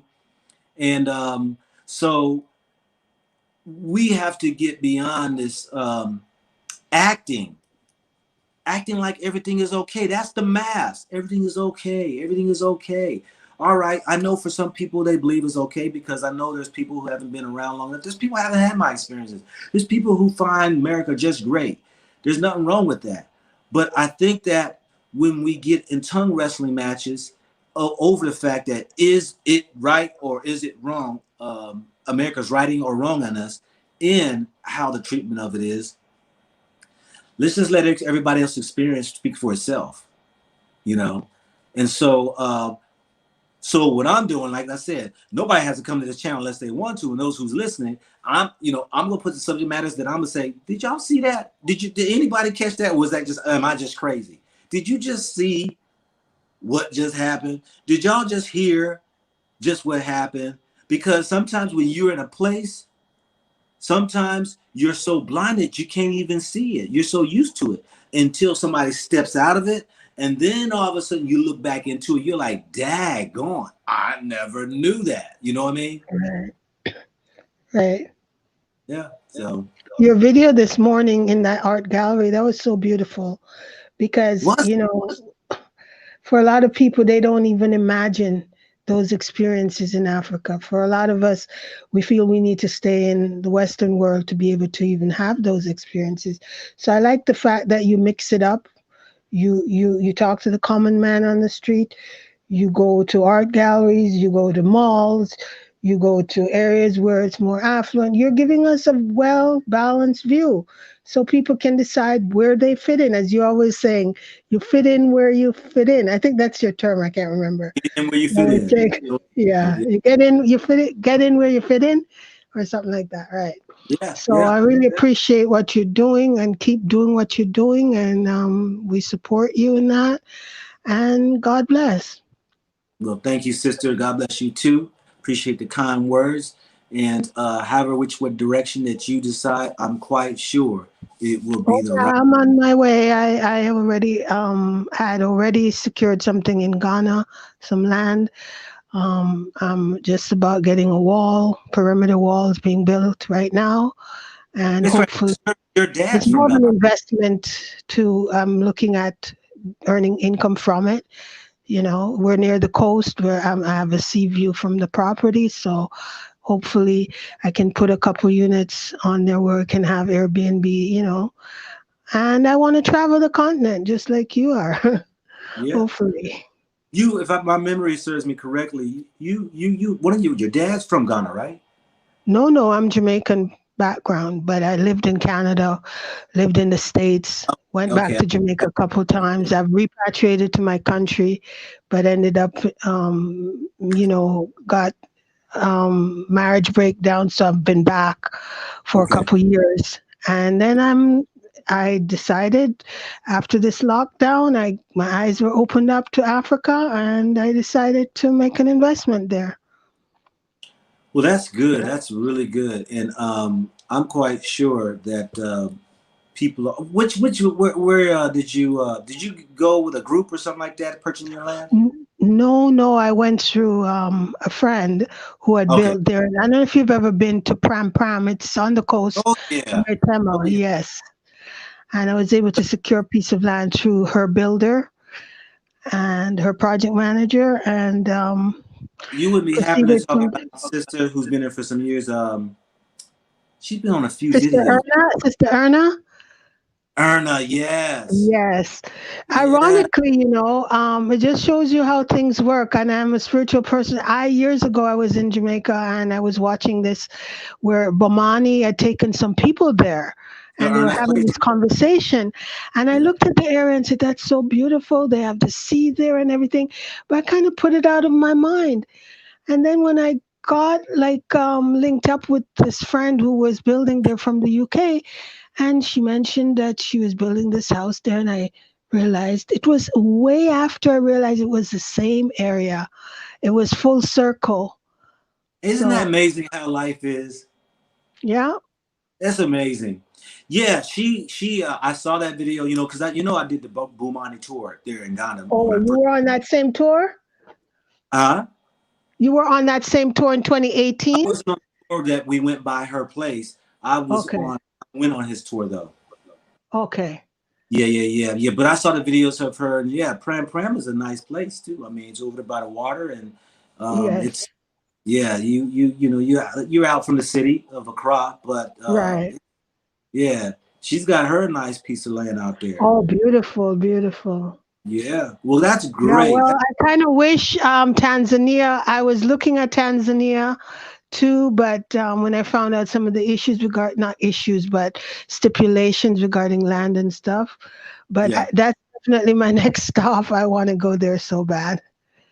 Oh yeah. They got some stipulations when it comes to acquiring land and all that there, but not everybody is into the land. So my thing is, hey, I can say this right here is that, if you want to get out of the lockdown, Tanzania is open. So yeah, absolutely. I'm hoping, Yeah. I'm sorry about that. Anyway, I'll let you go. I know some other people might want to come in. So, take care. I hope one of these days maybe I'll run into you in Tanzania. Or if you come back to Ghana. Yeah, I'll be back in Ghana with my family there. So, Oh yeah, right. My family that adopted me, they're there. So right, yeah. Yeah. Well, all the best, and I'll be. I see you every day, so it feels like family. All righty then, sis. You All take right. care. You too. Thank you. Bye bye. All right, bye. So you heard a family there, hey, just another sister out there, she wound up getting her some property here on the land of Ghana and doing her thing. But yeah, on the other side of that note there too, yeah, like I said, I'm not trying to pressure anybody. Nah, do you. But I'm just providing information for those who might just have just a slight inclination or insight or a vision of maybe wanting to explore other options outside of America. Yes, you can do great business in America. You can do big money in America. You can, but you also can do it in other countries too. Every country has its pros and its cons, like our brother Maximilian said. Yes, you can find those countries that have, the good and the bad. No different than those who might be in the parties, Republican and Democrats and Republicans, whoever's in there, whatever. But like I asked Maximilian, he said, you got to know how to play the game. And I even use that phrase myself. You got to know how to navigate through the game. Does it have to be a game? But then somebody in the chat said right here, hey, life is not fair. I think it was Ingrid said, life is not fair. It ain't. I heard my mom say that 1,000 times in my life. Life isn't fair. But they got to put that but in that conjunction in there. Life should be free. He who is free indeed. So he who finds freedom finds his treasure. That's what freedom is. You find the treasure is your freedom. Now, some people believe they got their freedom. Everybody has their own definition of freedom.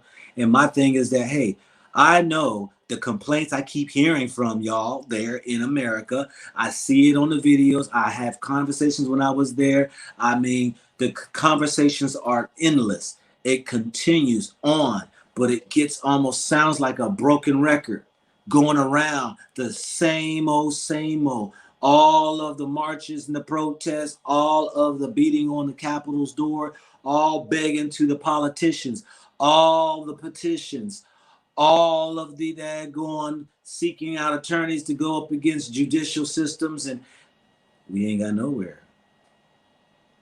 But there again, there are people who have hope, and hey, nothing wrong with having hope. My hope ran out, and I decided to leave. So I would say this right here.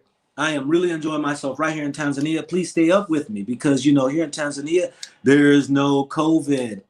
Please watch my videos of walking through Tanzania's neighborhood or town, or I think I renamed it too. I think this man said something about America's God's not helping them or something like that.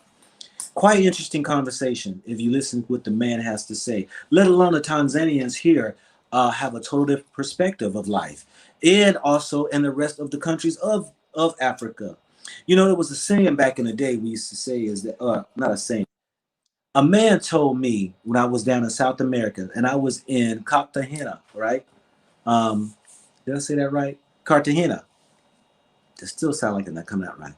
Cartagena. I was visiting down there and stayed at his house. And he said this right here. When I asked him, like, why are y'all just so laid back, relaxing? Y'all just seem like y'all enjoying life and all right there. This was about 10 years ago. This was a part of my journey too. He said, y'all in America,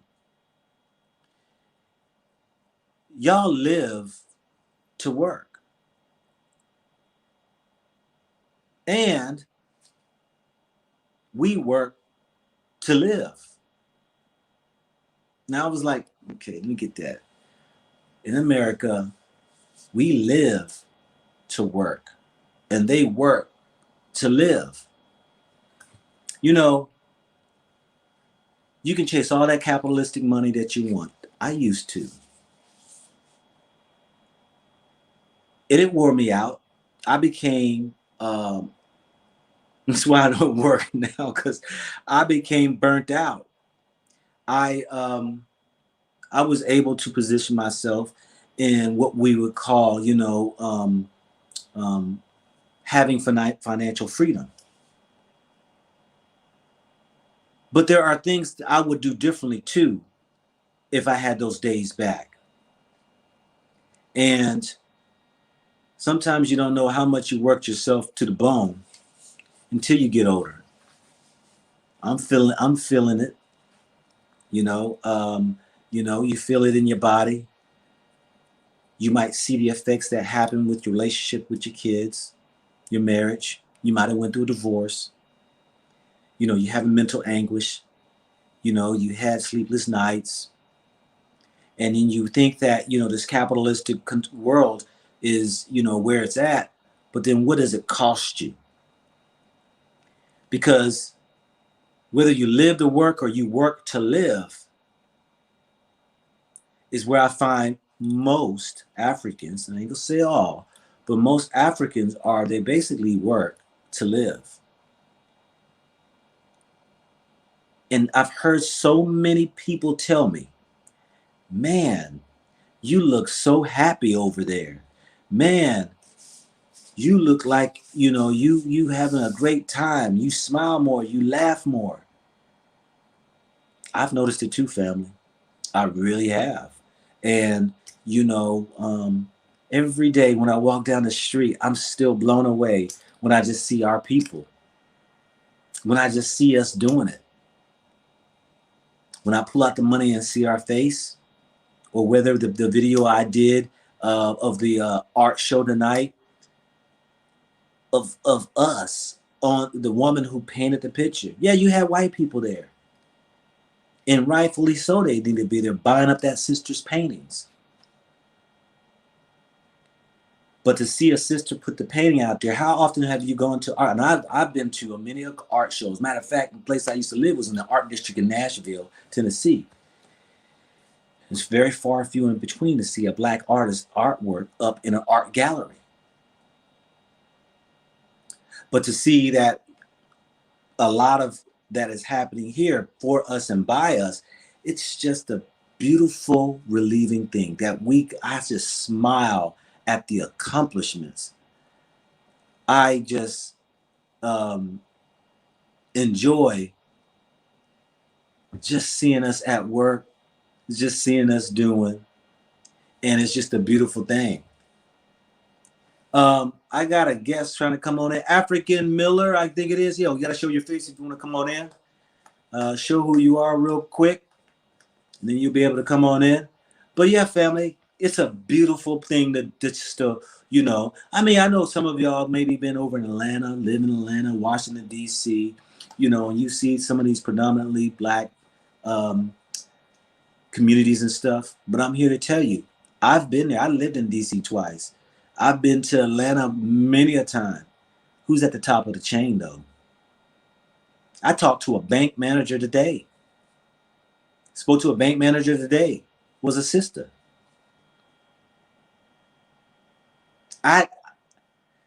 All the banks I've had in America, because I traveled and I had many of banks. Got 4 banks right now. Make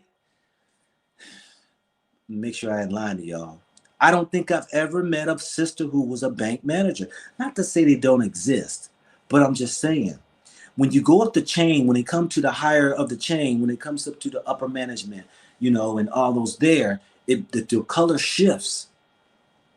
Here, nah. It's us. Let me see if African Miller has changed. Let me see where. Okay, all righty. I'm bringing you on in. Good evening. Hello. Oh, African Millennium. I couldn't see the rest of your name. African Millennium. How you doing? Not bad. Interesting topic for today. You shaved. I sure did. Yep. Yeah. What you got for us today? Oh, really? No, I said, what do you have for us today? Oh, yeah. What you got? What you got to add in onto the topic?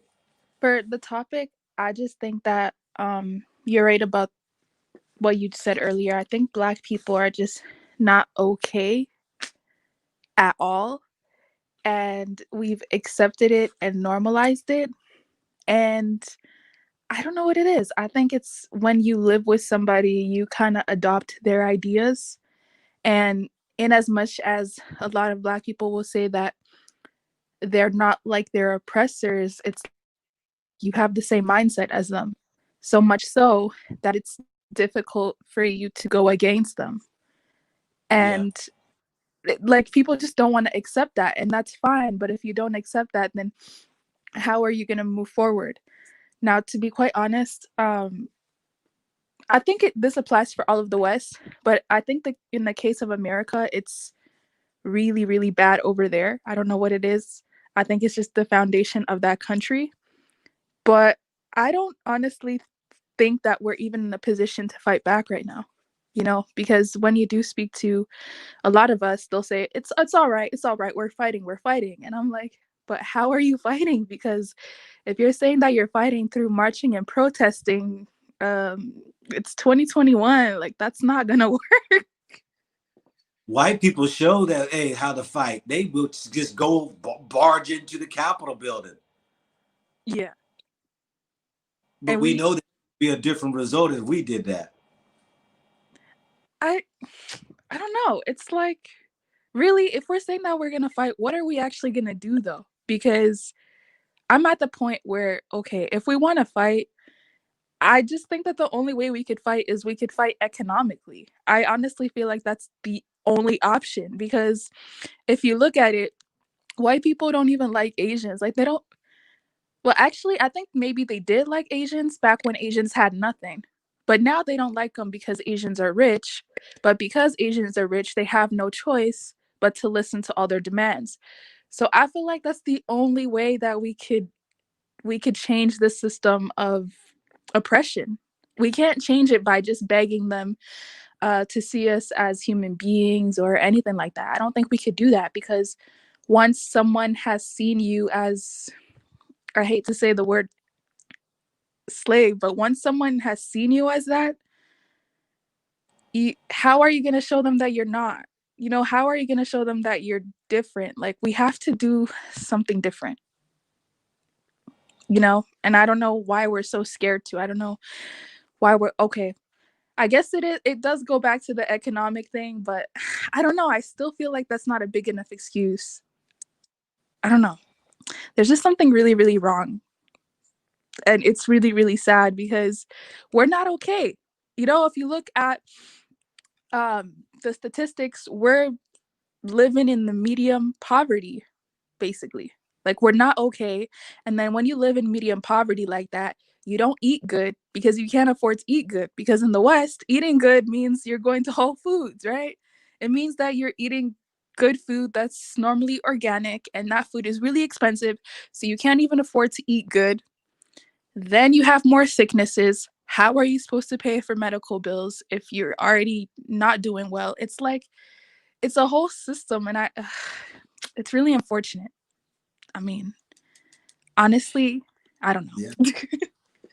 Well, I know that, there comes a time when you get numb to a situation. And, like I've said before, we can sit here and tell our daughters or our sisters and our mothers to get out of abusive relationships. But yet when it comes to you getting your own self out of a relationship that's been abusive time and time again, you can't even remove yourself. It's because of that psychological, I think, that psychological drama love that one just plays in that big old cycle of abuse that, and you feel like there's just no way out.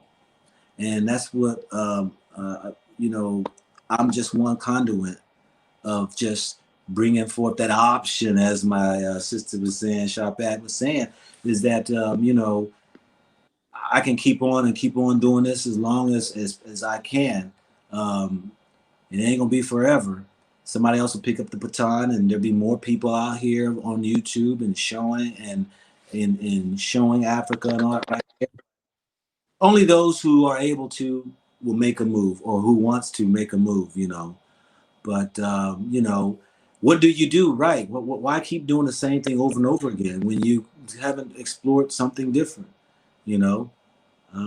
Yeah. I don't. I mean, but it took me when I became aware of wanting to go to Africa. But I did a lot of research though for that. It was an interest, and I came across videos and just like my video, that's why I was like, man, a lot of these videos I came across were very empowering for me, and to really go and explore. And so, there are people doing it every day, going and exploring based off videos that they see out here that we as YouTubers or photographers and videographers are putting out there. What you got? I'll I'll say this. I'll say this. I think honestly the only option is group economics. The only option is if America is getting too much, if Europe is getting too much, we should just all invest into Africa and give it a shot. Why not? Let's try it. Because it's even if people say things like, okay, well, I don't have enough money, like you don't need a lot of money to invest into Africa. And also the quality of life alone will just change your whole life. It'll change your health. It'll change your perspectives of what you think is important. Like in this rat race that we're in, it's normal for us, people like us, to work 50, 60 hours just to get by. That's not natural. It's not. There's no excuse for having to work 50, 60 hours only to survive. That's ridiculous. And we've normalized, we see, we're in the society where we normalize things such as debt. Go back to Africa. I don't know about you, but the way debt is so normalized over here, it's scary. There are literally 26-year-olds, young people who haven't even started a family. They can't even afford to start a family because they're $100,000 plus into debt. Like, that's just, I don't even, people like that who are like over $100,000 in debt and probably have a job that doesn't pay them that well anyways. It's like, Yeah. are they ever going to get out of debt? You already know that they're not, sadly. Yeah. It's just, that's another way to die. Sorry, They I can can get say out that if word. they leave. They can get out if they leave. Well, yeah, true that. They can get out if they leave, But I'll say this right here is that, being here in Africa, and like I try to share with people this morning, I did a video, was just sharing that how, here in Tanzania, the average person is bringing in $300 a month. And so they're figuring ways out to take care, have a roof over their head, food in their stomach, clothes on their back. And it's just a society after society that you can, there are clothes for you, food for you, and housing for you in those with, those people who make that money. And so, like what I said, get in where your fit in is because no matter what bracket you're in, you can always find where you can get in and fit in at. And it really don't take much to me when it comes to coming with a plan, coming with some money, and then just get it started, and just getting it rocking and rolling little by little. And the other thing I don't like though, African millennial, is I don't like that word invest. Come invest in Africa. I don't like that saying. I think it misguides people in understanding that they must have something to invest. I say come in if you want to come live or just come visit. Because even coming to live, yeah, if you want to say that your money is going into an economy and you're paying people, that's an investment, if it will. But I think these people today, when they think about investments, they're thinking like you gotta, come in with this boatload of money and start these big businesses. And I'm like, nah, nah, nah, nah, nah. You can just get you a spot and just chill. Yeah, true. Just come and chill. So, but there again, the unknown, brings on fear when you just don't know, And so, but every day there's somebody new exploring over here in the motherland or out somewhere else, I've seen videos now, people going to Mexico. You know, hey, wherever suits you. You know, rocks your boat. True that.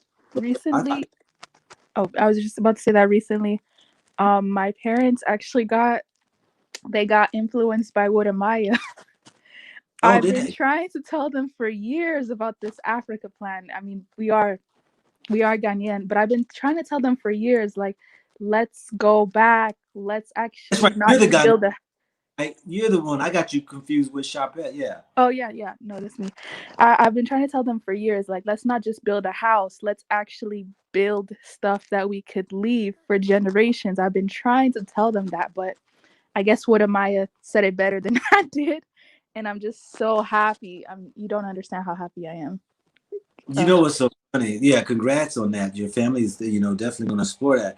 What's so funny is, when you say that, it's because, it's like, when you talk to your kids and, and then they come home, somebody done told them what you've been telling them all these years. And then it's like, I've been telling you that. Well, no, but they said that. Okay, all right. As long as it was somebody who at least, pressed upon you to make that change, whatever, it's good. That's why I say we all in this right here, together. And even those who hate what I'm doing, because I get the hate mail, the emails, I get all that too. People hate it, hate on me and thinking I'm doing the wrong thing. That's okay. Hey, that's your choice.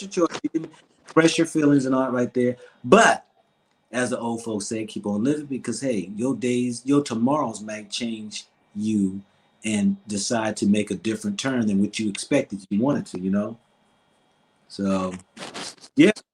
But anyway, I'm going to go ahead and get to a close here, African Millennium. I'm going to leave a little jewel with the people, or gems as they call it, gold nuggets, I like to call it. You have a beautiful day. Hold up, are you in Ghana right now? No, Because you are where? You right here, aren't you? I'm in Canada. Why was I thinking that you are over here in Africa? I have no idea. Oh, I'm thinking of, what's the other millennial? The other YouTuber, millennial. I can't remember her name now. But anyway, okay. Well, yeah, I'm gonna go Oh, ahead I and know who you're talking about. You're talking yeah. about the one in Senegal, Afro Millennial Mama, I think. No, there's one here. I think in Tanzania. I can't remember the name. It come to me though. Somebody in the chat will tell me. But But anyway, yeah, hey, I appreciate you, and I will be talking with you later. Thanks for coming in. Yeah, family. So hey, the let me leave y'all just with a little something, just a little food for thought. All right. Yeah. So there again, the advice, the so-called, giving, that just gem, that gold nugget, just to prick one's thought, can give a person an idea. There are many of options in this life, many of options. And I always say, been saying for some years, there's not just one way of doing things. There's a many a way of doing things.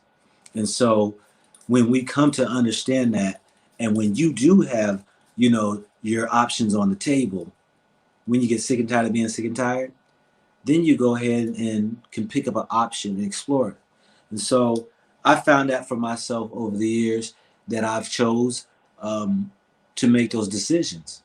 And so, the subject matter at hand, I'm just sharing a little light on it. That's all. I'm just sharing a little light to say, hey, family, don't go to sleep yet, because look what just happened. And somebody had sent a chat. I'm gonna get here to some of the chats too, you all. So I know, somebody was saying in the chat, where was it?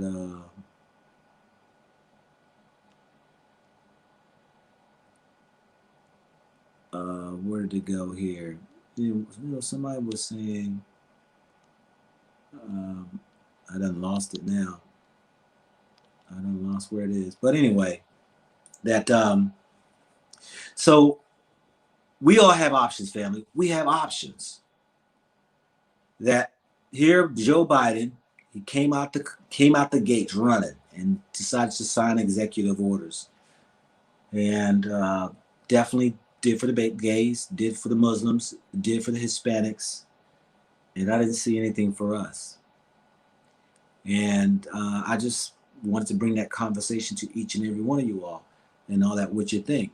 So let's get on here to let's get on over here to what some people are saying. Running is not an option. What y'all going to do when y'all get to Africa and the enemy come knocking? Hey, Jack, you know, when the enemy come knocking, you already got an enemy. Yeah. So I'm going to go ahead and sit tight until that time happens. Till that time happens. So, you know, and we know there's enemies all around us. You know, we know there ain't no good and bad. Tomorrow brings a new day. One slight hint of a European pricking on the ear of a president in a country to force his hand to do something can change a multitude of people's lives. And I'm not ignorant enough to not believe that life brings change. But until that happens, I'll sit here right here in my land of milk and honey, you know, and you can sit in yours, land of milk and honey. Most definitely. Appreciate though your comment though, brother. Appreciate it. Ain't no but love here, so you know. I haven't seen your name on this either. I don't know. You might be first time here. I don't know. I let trolls and let everybody who might agree or disagree. No, you ain't got to agree with me at all. Do people have to pay for elementary schools over there? You know, there are different. I found out when I was in Kenya. So every country is different. Ghana, all schools are paid for from the elementary to middle school, and I think for the senior, are taken care of by the government. That changed 4 years ago through President Akufo Addo, Nana Akufo Addo. I'm saying it right, Addo, A-D-D-O. So Ghana children goes for free. Now, when I was in Kenya, you got some base schools that they say kids can go without any fees, yet they must have money for the kids' uniforms. And I haven't found out yet about Tanzania yet. I will definitely let you know. What else we got right here? We have here.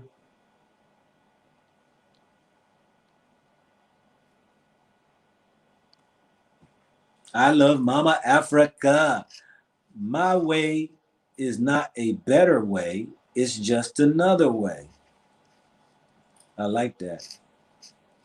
And I like your African sign there, you know, that you got, just like I do. Yeah, you found that one too.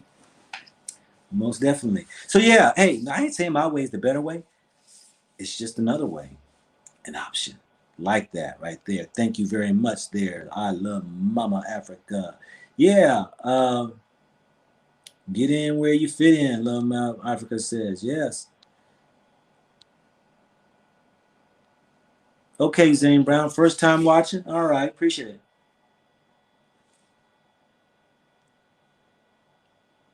Jack Knox, yeah. Why go there to be broke? Who said you're going to be broke? See, that's the second video. I mean, that's the second comment I heard. Why would you assume you're going to become broke?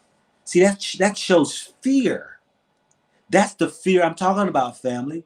See, people, if you just listen what people say, they will tell you where they stand. Why go there to be broke? There's a lot of people out here who's doing it big.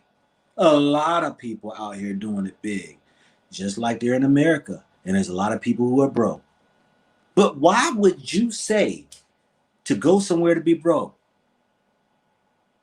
K&K Squad was out here earlier, and I read what they had to say. They said they were to go back to America instead of being around 90% of the people who are poor. Get back to America before they might wind up poor. Why would you think, with all the business adventures you have in America, your wit, your experience, you're business savvy, that you think you will become broke. America is a harder place to get it going than I found of the people I've met in every country I've been to who started business. Please look at Walter Maya's videos. That's all he does is showing people who are success stories when it comes to businesses. He does business owners, business owners, business owners, business owners. And he does them as the largest scale business owner. I'm doing the lower end people to show you that it don't take much. Because I know our people, most in America, ain't at that higher bracket of income. But why would you think you would be broke? See, death and life is in the power of the tongue. They that love it shall eat the fruits thereof. Think about that right there.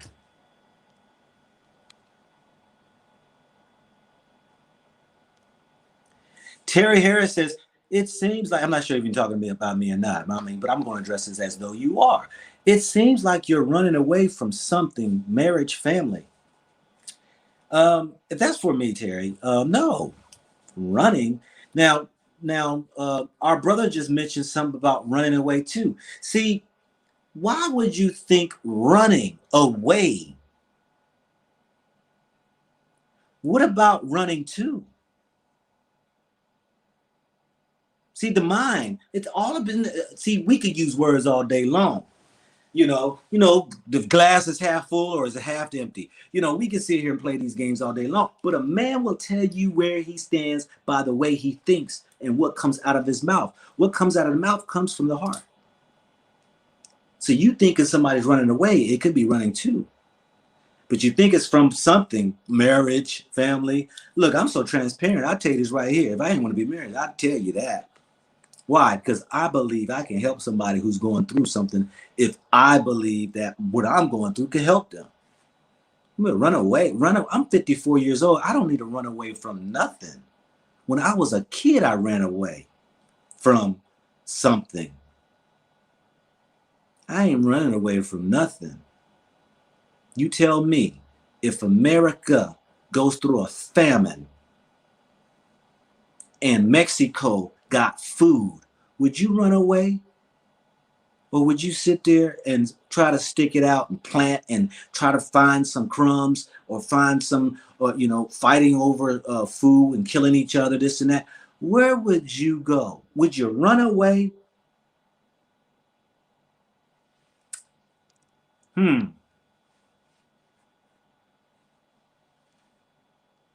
Janea Perry says, why would America attack Africa? Come on now. I know a lot of reasons why America would attack Africa. Africa is the richest continent in the world. Most definitely. And I don't think attack any particular country. But let's talk about attack. In what way? They definitely have done it before, attacked Africa. When you place embargoes or you place what's the word I'm looking for? I tell you, I always go through these brain freezes. That when you sanctions, when you place sanctions because they don't want to play with you, that's a war. When you don't trade with them no more because they need or you have something that they need or they use a lot over the years and stuff, and you can try to cripple a country and all that right there, or you can cause a country to be destabilized. That is a war, and it happens all the time. America does that to certain countries in Africa. They have done it. Check their history out. It's proven fact.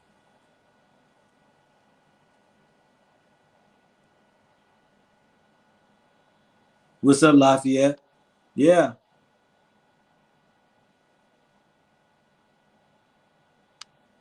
What else we got here? The enemy is already in America. Yeah. Yes. Kill the trolling. Katrina K, I think you've been on my channel for a while. You know my answer to killing the trolling. Somebody tell her. Thank you, Coach Donnie B. I appreciate your thoughts and gracious hand of giving from your finances. Appreciate it. You said good talks, bro. Appreciate it.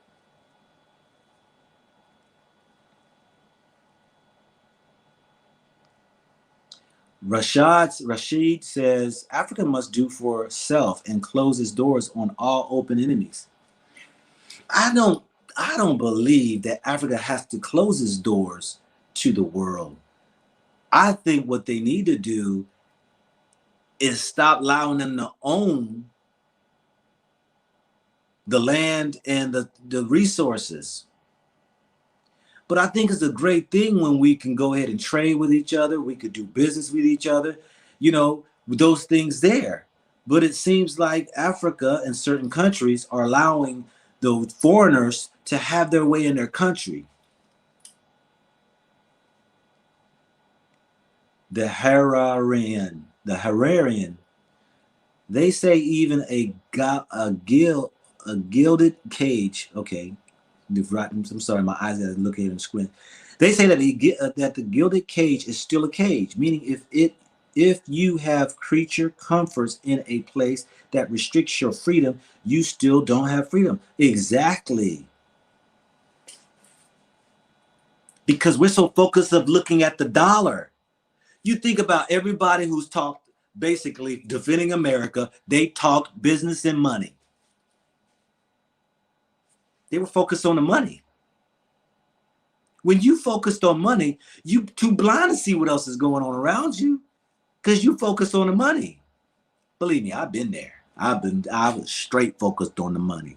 You better believe I was straight focused on the money. But who knows that 20 years ago, had I known or gone to Africa with the money I had then, how far along would I be now? With the opportunities and the business, business ventures and opportunities that sits and awaits you here. That's way more than half a cost of startup. With the probably for some countries with the least amount of government involvement, the red tape, the bureaucracy. I mean, America says the sky is the limit. I say Africa is infinite. There ain't no limits. Let me say this too right here, family, because I saw this right here. Somebody last night said, yeah, Americans are going over there exploiting the African just like the Mzungus. Somebody explain to me what exploit means. You're going over there to exploit the African. What? Giving them the pay that your government has put in place that is what their people get paid? Am I supposed to come here and establish a minimum wage system and pay people according to another country? Is that what you mean by exploiting? If I start a business and I give people jobs, is that exploiting? I don't know. These are things we talk about, but I mean, I'm just like, some things I got to park on and be like, hold up now, hold up. Exploiting. Why? Because we're opening up businesses, providing jobs, and paying the people rightfully what is rightfully theirs.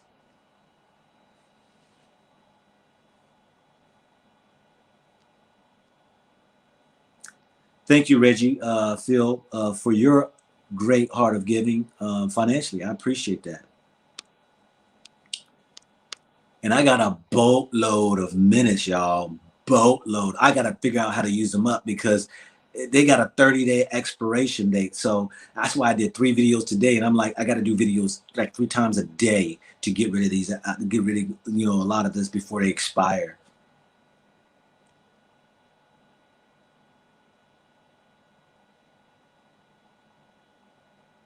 Africa year 2121 vision. Nothing is going to happen for those who build up this nation from day one. By law, remember, Kennedy? Okay.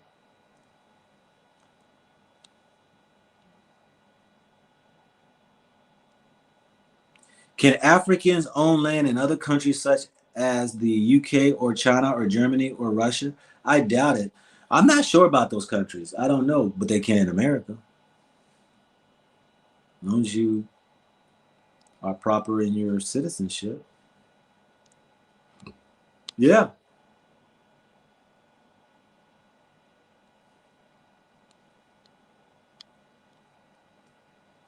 Yeah, I love Mama Africa says, when I traveled to Africa, I met people in villages and countrysides, and they are so happy and free.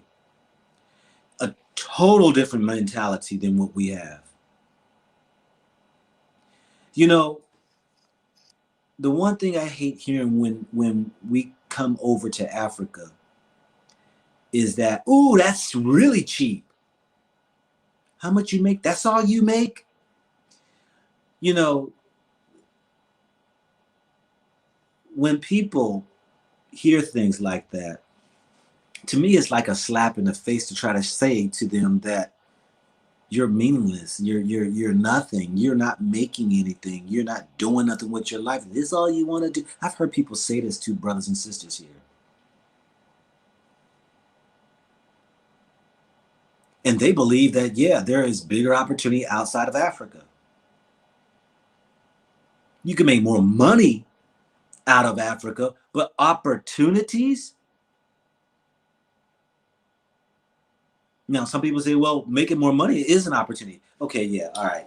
That's an opportunity. I want to go to America and I want to make more money. Okay, yes, you can do that.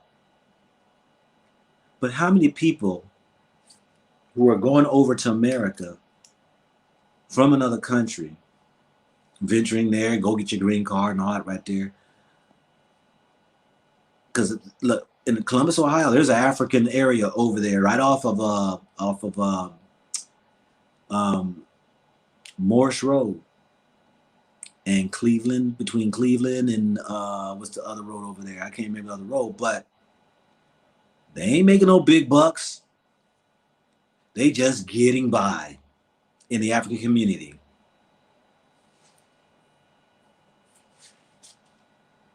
Might think you make a lot of money, and then when you see that they're about 3-4 people deep in a crib splitting bills of rent.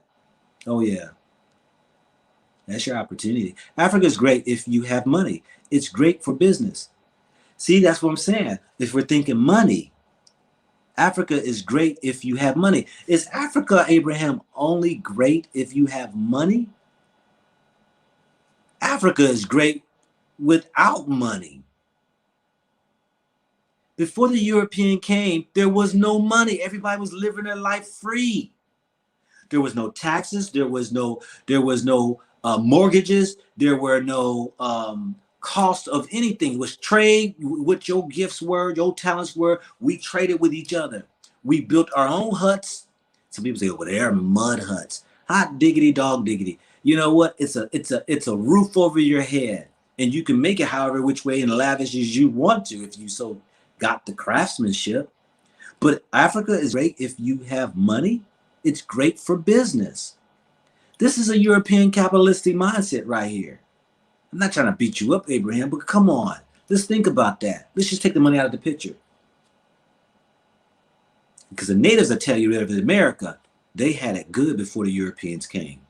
Believe me, me and my wife went from Arizona all the way up to Alaska, checking out the museums and the history of the natives, as well as on the East Coast, and did the trail for the Africans. And the natives will tell you, just like we say, their language was taken, their spirituality was taken, their culture was taken, and they're left with bills, left with this capitalistic society when they had life was free food to go kill on the land. They had their teepees, living in their huts. They had a beautiful life until forced into a lifestyle that they still resent to this day. I had a native tell me when I was in Alaska, they keep raising the taxes up on them. They're squeezing them out on the land that they got because they got a tourist area on their thing. The people come check out the teepees that they built. It's beautiful teepees that they have out there. The tourists come check out. And he said, it's getting so costly now. Money? I'd rather live free. I'd rather live to get up in the morning and pick my food, go, if I'm a meat eater, shoot my animal, bring it back to my village, eat it, have my 3, 4 wives, have my fun, sit back and play the games and have fun with the children, and don't have to be worried about being evicted, fired, evicted from a housing, fired from a job, you know, being pressured by bill collectors, or if you get behind or whatever. Let alone, I mean, people try to make it seem like, you know, having money is easy. No, it ain't. You know what the biggest problem for a person when they have money is? The fear of losing it. It's the fear of losing it. That toils with their mind all the time. Because nobody want to go back to the basics. It's the greatest fear. Now, we know poor people now. Hey, how they say, you know what? Ain't no way to go but up. So ain't no fear. They know how to survive with little.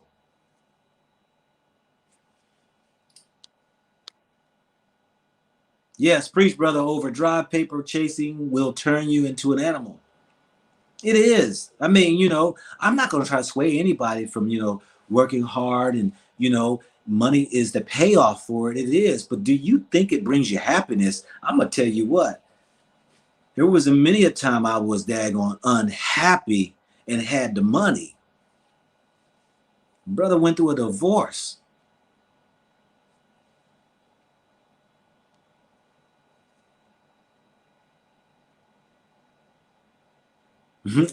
How clear can you get to someone that was raised from a Klansman family? I don't know. Crystal clear?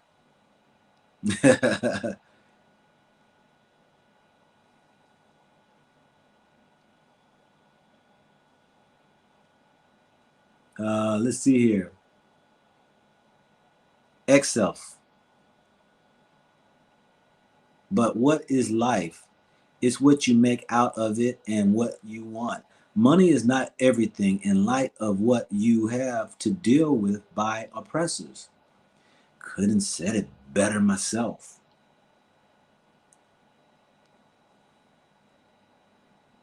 You know, I was in an Uber today. The guy had on his dashboard, The Rules to Life. It's a book called The Rules to Life. And I said, share with me that book right there. He says, huh? I said, tell me what that book is about. I mean, tell me, what is the rules to life? He said, well, I just got it. I haven't read it and all that right there. I said, well, you know what? The rules to life is made by you. Nobody can tell you what the rules to life is. You're the ones who's going to have to make those rules. Now, the problem of it is if you read that book, and yes, you can get insight from people and learn things from other people right there, but that's just one person speaking on what they believe the rules to life is. Now, you got to always check and consider the source when anytime you're reading books and all that right there. Why? That person has a total different background than you have. That person might be white and their rules for them is totally different for rules for us. And then you're going to try to go ahead and follow a rule that they might be of a different culture, different race, different country, different sex, different all these things here. And you want to go ahead and try to follow their rules that they found the keys to life. No, I'm telling you right here, the rules to life is you create your own rules. Like you said, life is what you make out of it. Let's see here. What else we got here, family? In Kenya, Nairobi, they snatch your phones. In America, they'll snatch your phones too.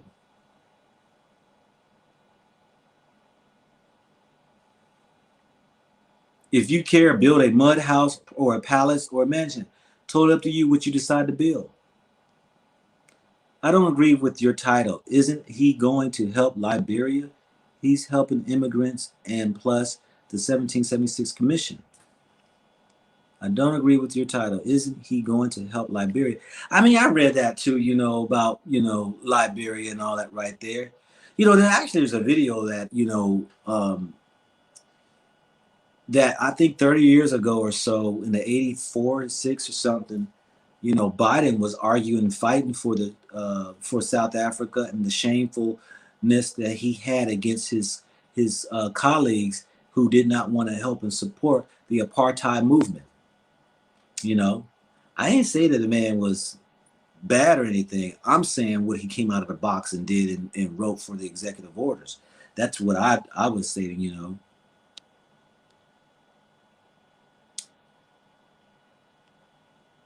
See what else we got here, family. Hey, Go Black, are you taking calls today? Am I taking calls? Oh, that must be. I'm not taking any more calls right now. No. Poor people is fear of losing more. I'm not sure what that means. Poor people is fear.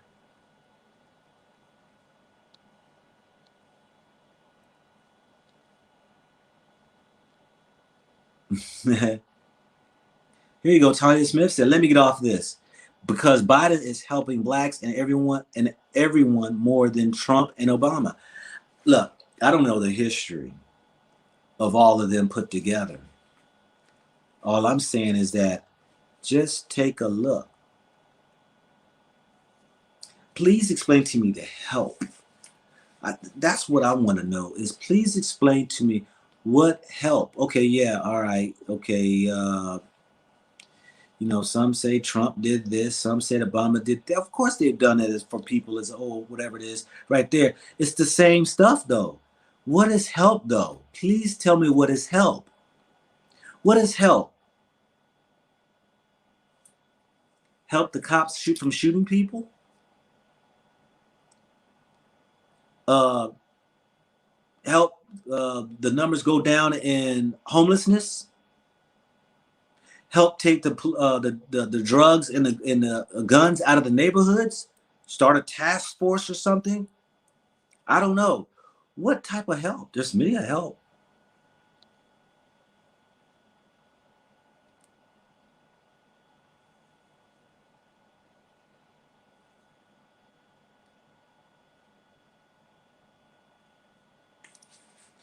Yeah, you put trust in man. You definitely stop putting your trust in a singular person. No, that alone is folly. I tell people here, don't even trust in me. I'm just a conduit. I'm just giving you food for thought. You don't have to put trust in, trust in man. We can learn from each other though. Most definitely.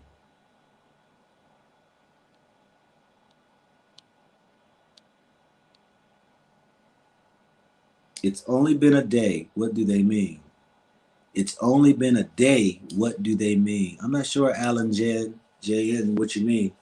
It's only been a day because he's done did the so-called executive order. It's been longer than a day. He's part of a party.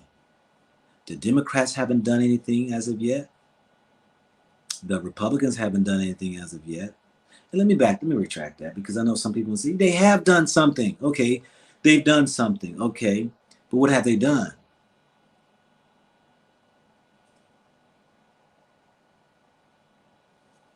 Money do not buy real happiness. It doesn't. But people, everybody's got a different definition of happiness. But you said the key word, buy. You can't go nowhere to purchase happiness. Now, some people say, oh, you could buy this, that, and that, some tangible item. That's what most people do. When they start feeling down, they go buy all this stuff and they realize they're on this Ferris wheel, continues of buying, trying to fulfill the void within themselves. And then they still unhappy.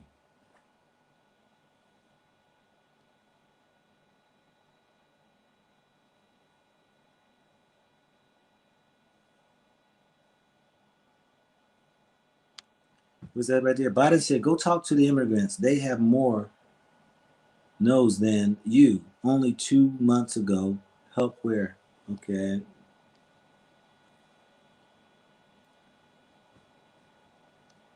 As a single person, can you travel and live okay in East Africa on $1,500 a month? You got $1,500 a month, you're going to live damn good. $1,500 a month?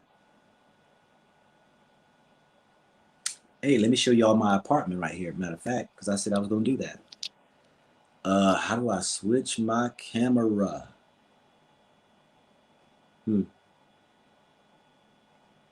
I'll do that tomorrow because I don't know how the StreamYard camera is going to work. $1,500 a month, yes. You will live daggone good. Place I got right now is 2-bedroom, 2-bath.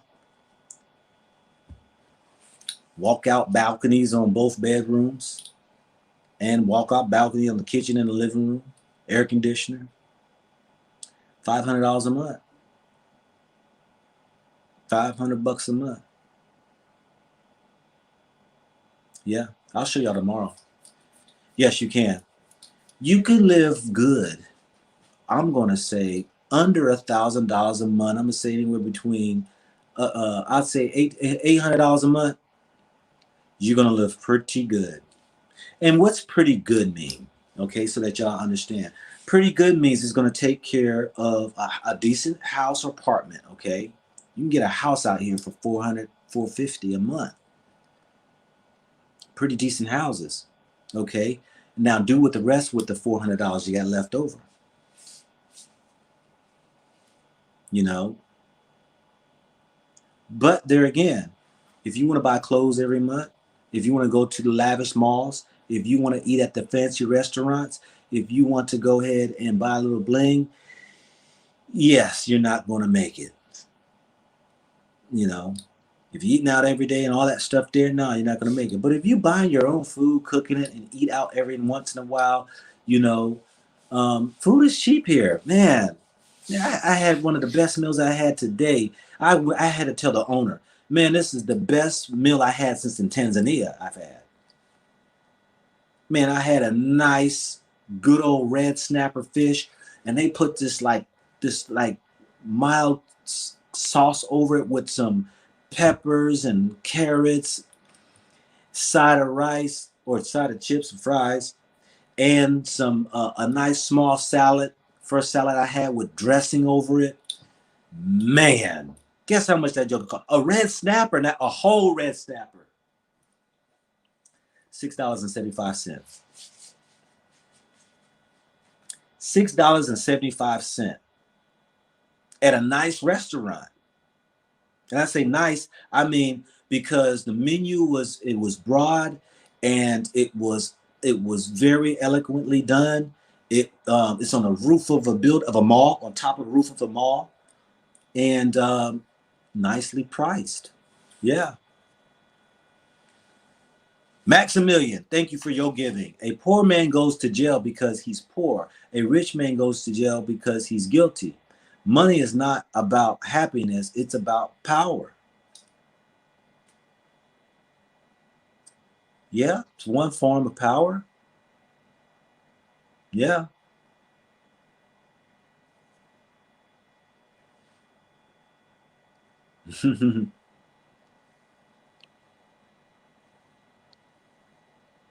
Nothing new, nothing new under the sun.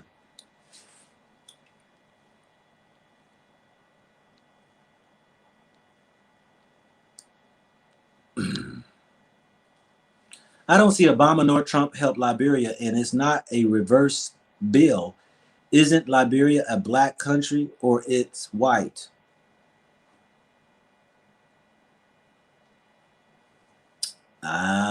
You gotta answer that for yourself. You know, if you from Liberia, I know you on Liberia tonight. Caroline, $1,500 is a hell of a lot of money in East Africa. That will last 3 to 4 months. Yeah, and that's taking care of all the bills. That's taking care of everything, most definitely.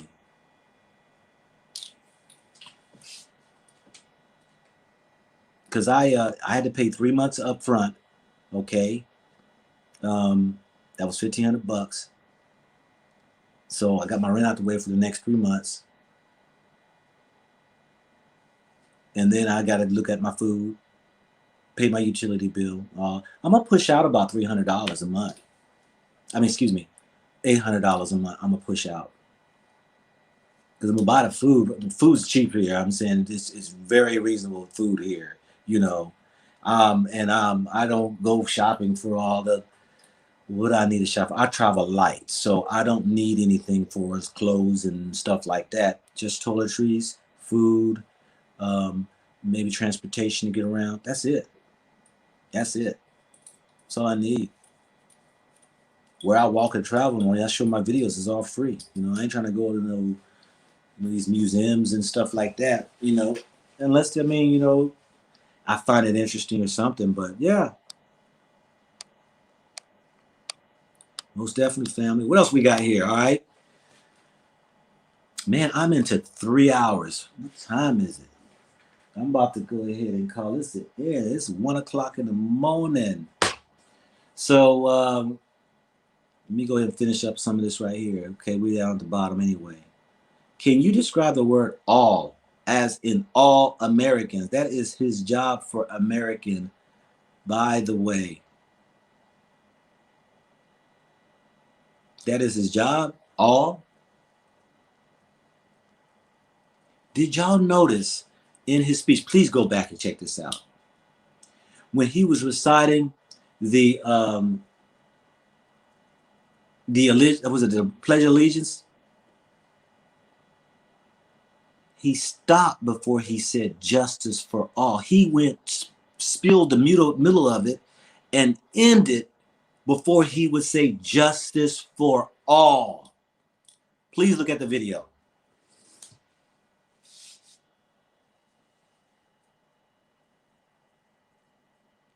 I pick up on things like that. Now, you might have missed it, but he ended. Why couldn't he finish it? He was right there. He said his nice little speech and everything and all that right there. And then he gets to the very end of reciting it. And then he leaves out justice for all. Some people just don't pick that up. I picked that up.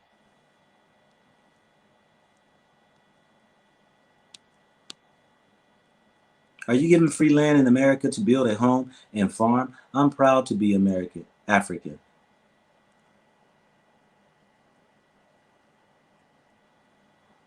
Don't make me come to Africa for my snapper. Hey, yo, Miss Pump, I'm telling you. Shoo. They got red snapper and they got white snapper. I ain't never heard of no white snapper.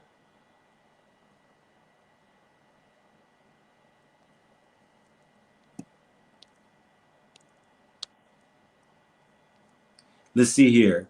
On the last couple, I'm going to go ahead and close with a great word. TPS program is renewed every year. Undocumented Liberians living in the U.S. Yeah, they all doing the same. So 10K, I should be good for a year, right? I don't know your habits of spending. Only you know that. Camp God, you might drink beer every day, smoke cigarettes every day. You might you try to get your bag of weed. Yeah, they got weed here too. You might have vices that cost you. You might like to go ahead and have a couple of women, and spend and take them out and all that right there. You might, like to go ahead and, get your, I don't know, whatever. I don't know your spending habits.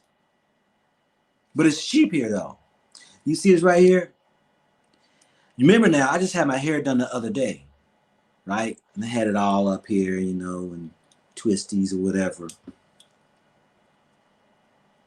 Remember now when I had my hair done, braided up, cornrow, whatever you want to call it, it cost me $9.60, I think it was, to have my hair done. Just like this, basically, just she had a different design. That was what it would cost to have hair done. Guess how much this one cost here in Tanzania?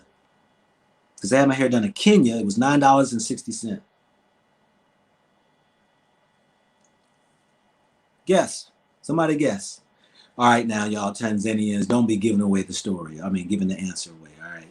Let somebody guess. How much did I pay to have my hair done? I had it shampooed. I had a washed shampoo.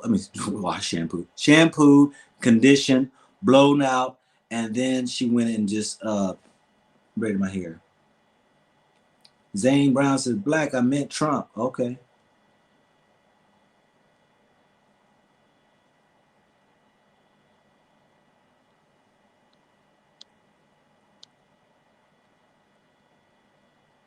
Well, y'all be just guessing too. See, I know some of y'all being here because y'all be hitting on it, man. Y'all close, but see, if everybody knows the price. Everybody basically knows the price, right? And I paid exactly. Well, it was two because the shampoo was separate than the other. $1 is 2,339 shillings. Okay. I paid 5,000 shillings to have my hair done, but the shampoo was 6,000. So I spent like $2.25 to have my hair braided, and then I spent another. What was it? That was 6,000. So we're looking at $2.90, maybe a total of almost $5, like most people predicted. So you can imagine how cheap it is here. I can get my hair done this is my first time. This is my second time here in Africa. My first time I ever get my hair done, braided, whatever. I was age 54. I just had it done over in Kenya. How much would this cost in America? I don't know. How much does it cost to have this done in America? But it costs basically $5 to have my hair shampooed, conditioned. They blew it out. Then they went on and braided the hair. How much would that cost in America? I don't know.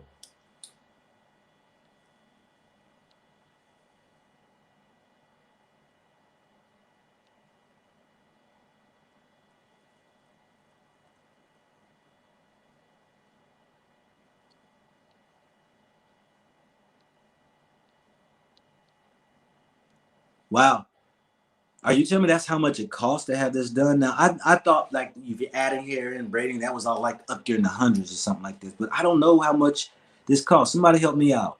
How much it costs in America? Big O says $65. Okay, so you pay $65.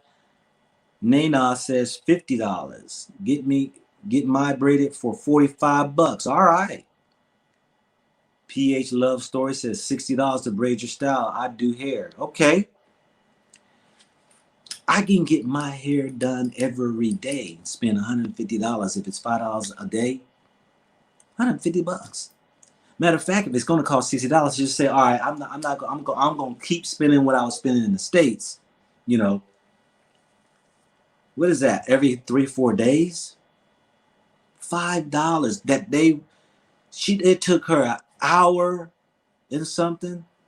Day before yesterday when I had the little twist, if y'all see it, whatever in my head, it took her about an hour and something.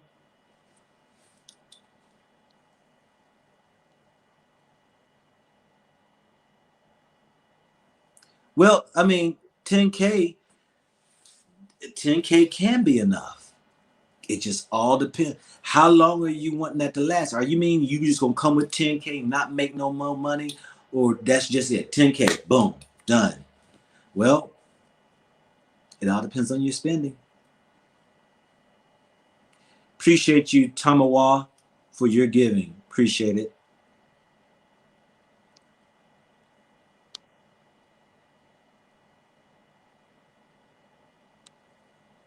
Very cheap.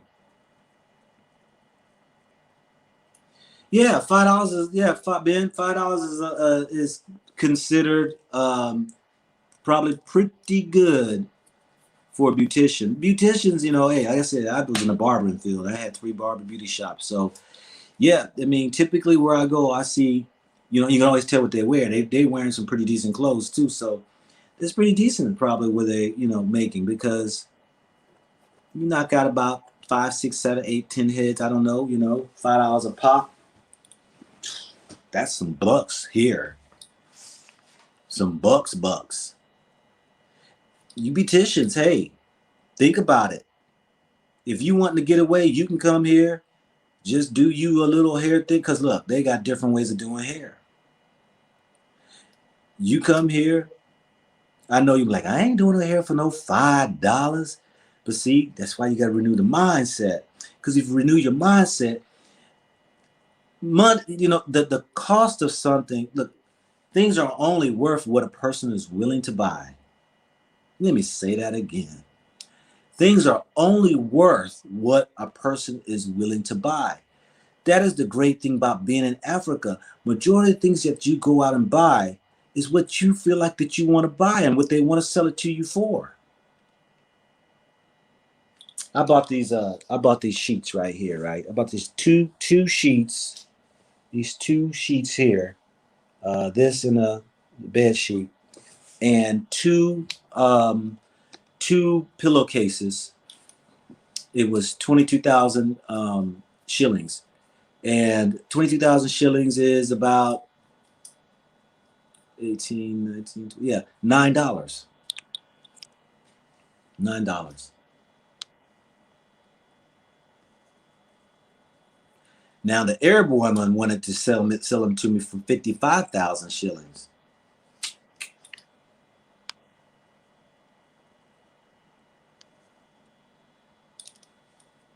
Jessica said, used to make 1,000 a week. And you know what? It's hard to let that mindset go when you're like, I'm going from 1,000 a week. Now I'm making, you know, 1,000 a month.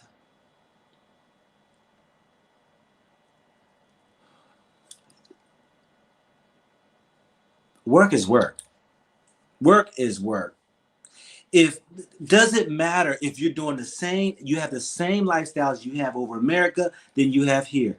Does it matter? If you made $1,000 here a month and it's taking care of everything that you do in America, and you was making 100,000 in America, would it matter? Would it matter? We're stuck on the dollar figure. I can show you, I've met people who lived in New York City, lived in California, and they making nothing. $150,000, $200,000 ain't nothing in expensive America, the state of California or New York. And you got to deal about the expenses. And every time I'm like, shoot, you can come over here and buy, you know, you talking about you can't afford a house. These people can't even afford a house.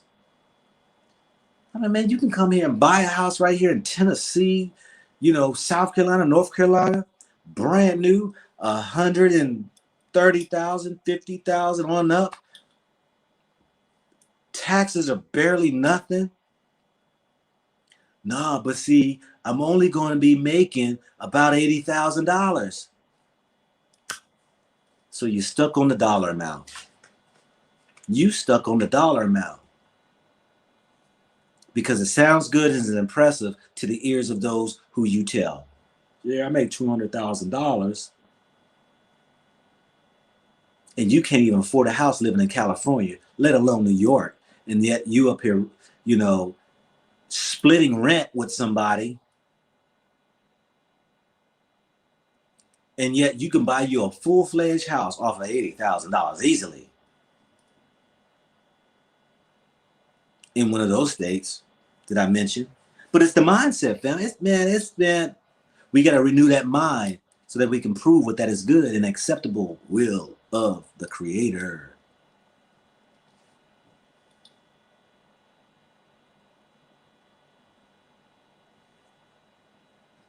Then Carl says right here, $1,000 a week with $2,000 per month in rent is not better than $100 per week with $200 per month in rent.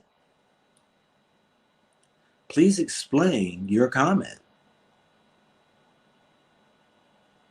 Please do. Matter of fact, call in. I want you to call in, Ben. You gonna call in? Probably ain't gonna call in. Most people ain't gonna call in. Please explain that to me. It is not better than $100 per week with $200 per month in rent. Does somebody please help me out? Maybe I'm missing something.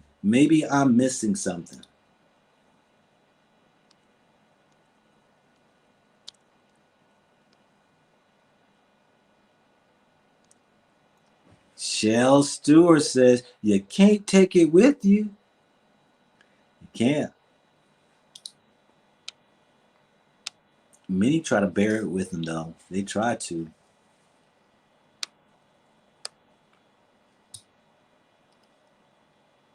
And Tony says, sounds like we need to check it out over there. That's what all my videos are for. Man, I'm telling you.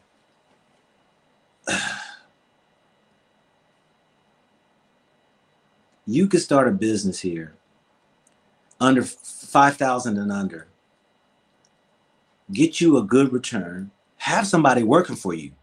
And you're not even being a worker.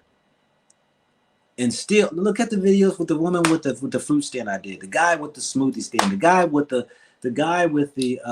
little hot dog stand. These are people I've been interviewing. The guy said with the hot dog stand said he went to college, finished college up, and saw the what he was reaping from his little hot dogs.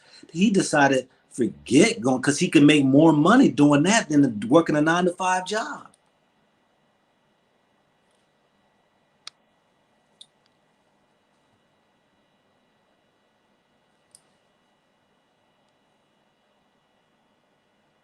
Yeah, Leah, I know. Your taxes in New Jersey is $10K plus.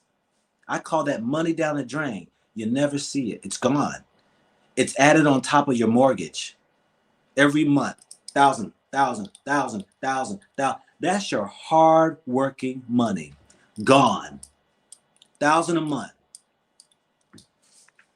And then you got to ride on those crappy roads that they got up there with all the potholes and everything. Then you got to drive through the tolls. Pay for the roads that your taxes are supposed to be paying for. I just don't get it. Yeah, that's my brother-in-law, ex-brother-in-law now. He lived in Somerset. His was $12,000. He said a year. 1,000 gone. Pay your mortgage. 1,000 goes. That's on top of your mortgage that you're paying. That's not even help paying down your mortgage. That's just money gone. Money gone. Ridiculous. Caroline says $85 is a lot in Africa. Too many people it is. All right, I'm coming to the close, family. I want to thank each and every one of you all for just joining in the conversation.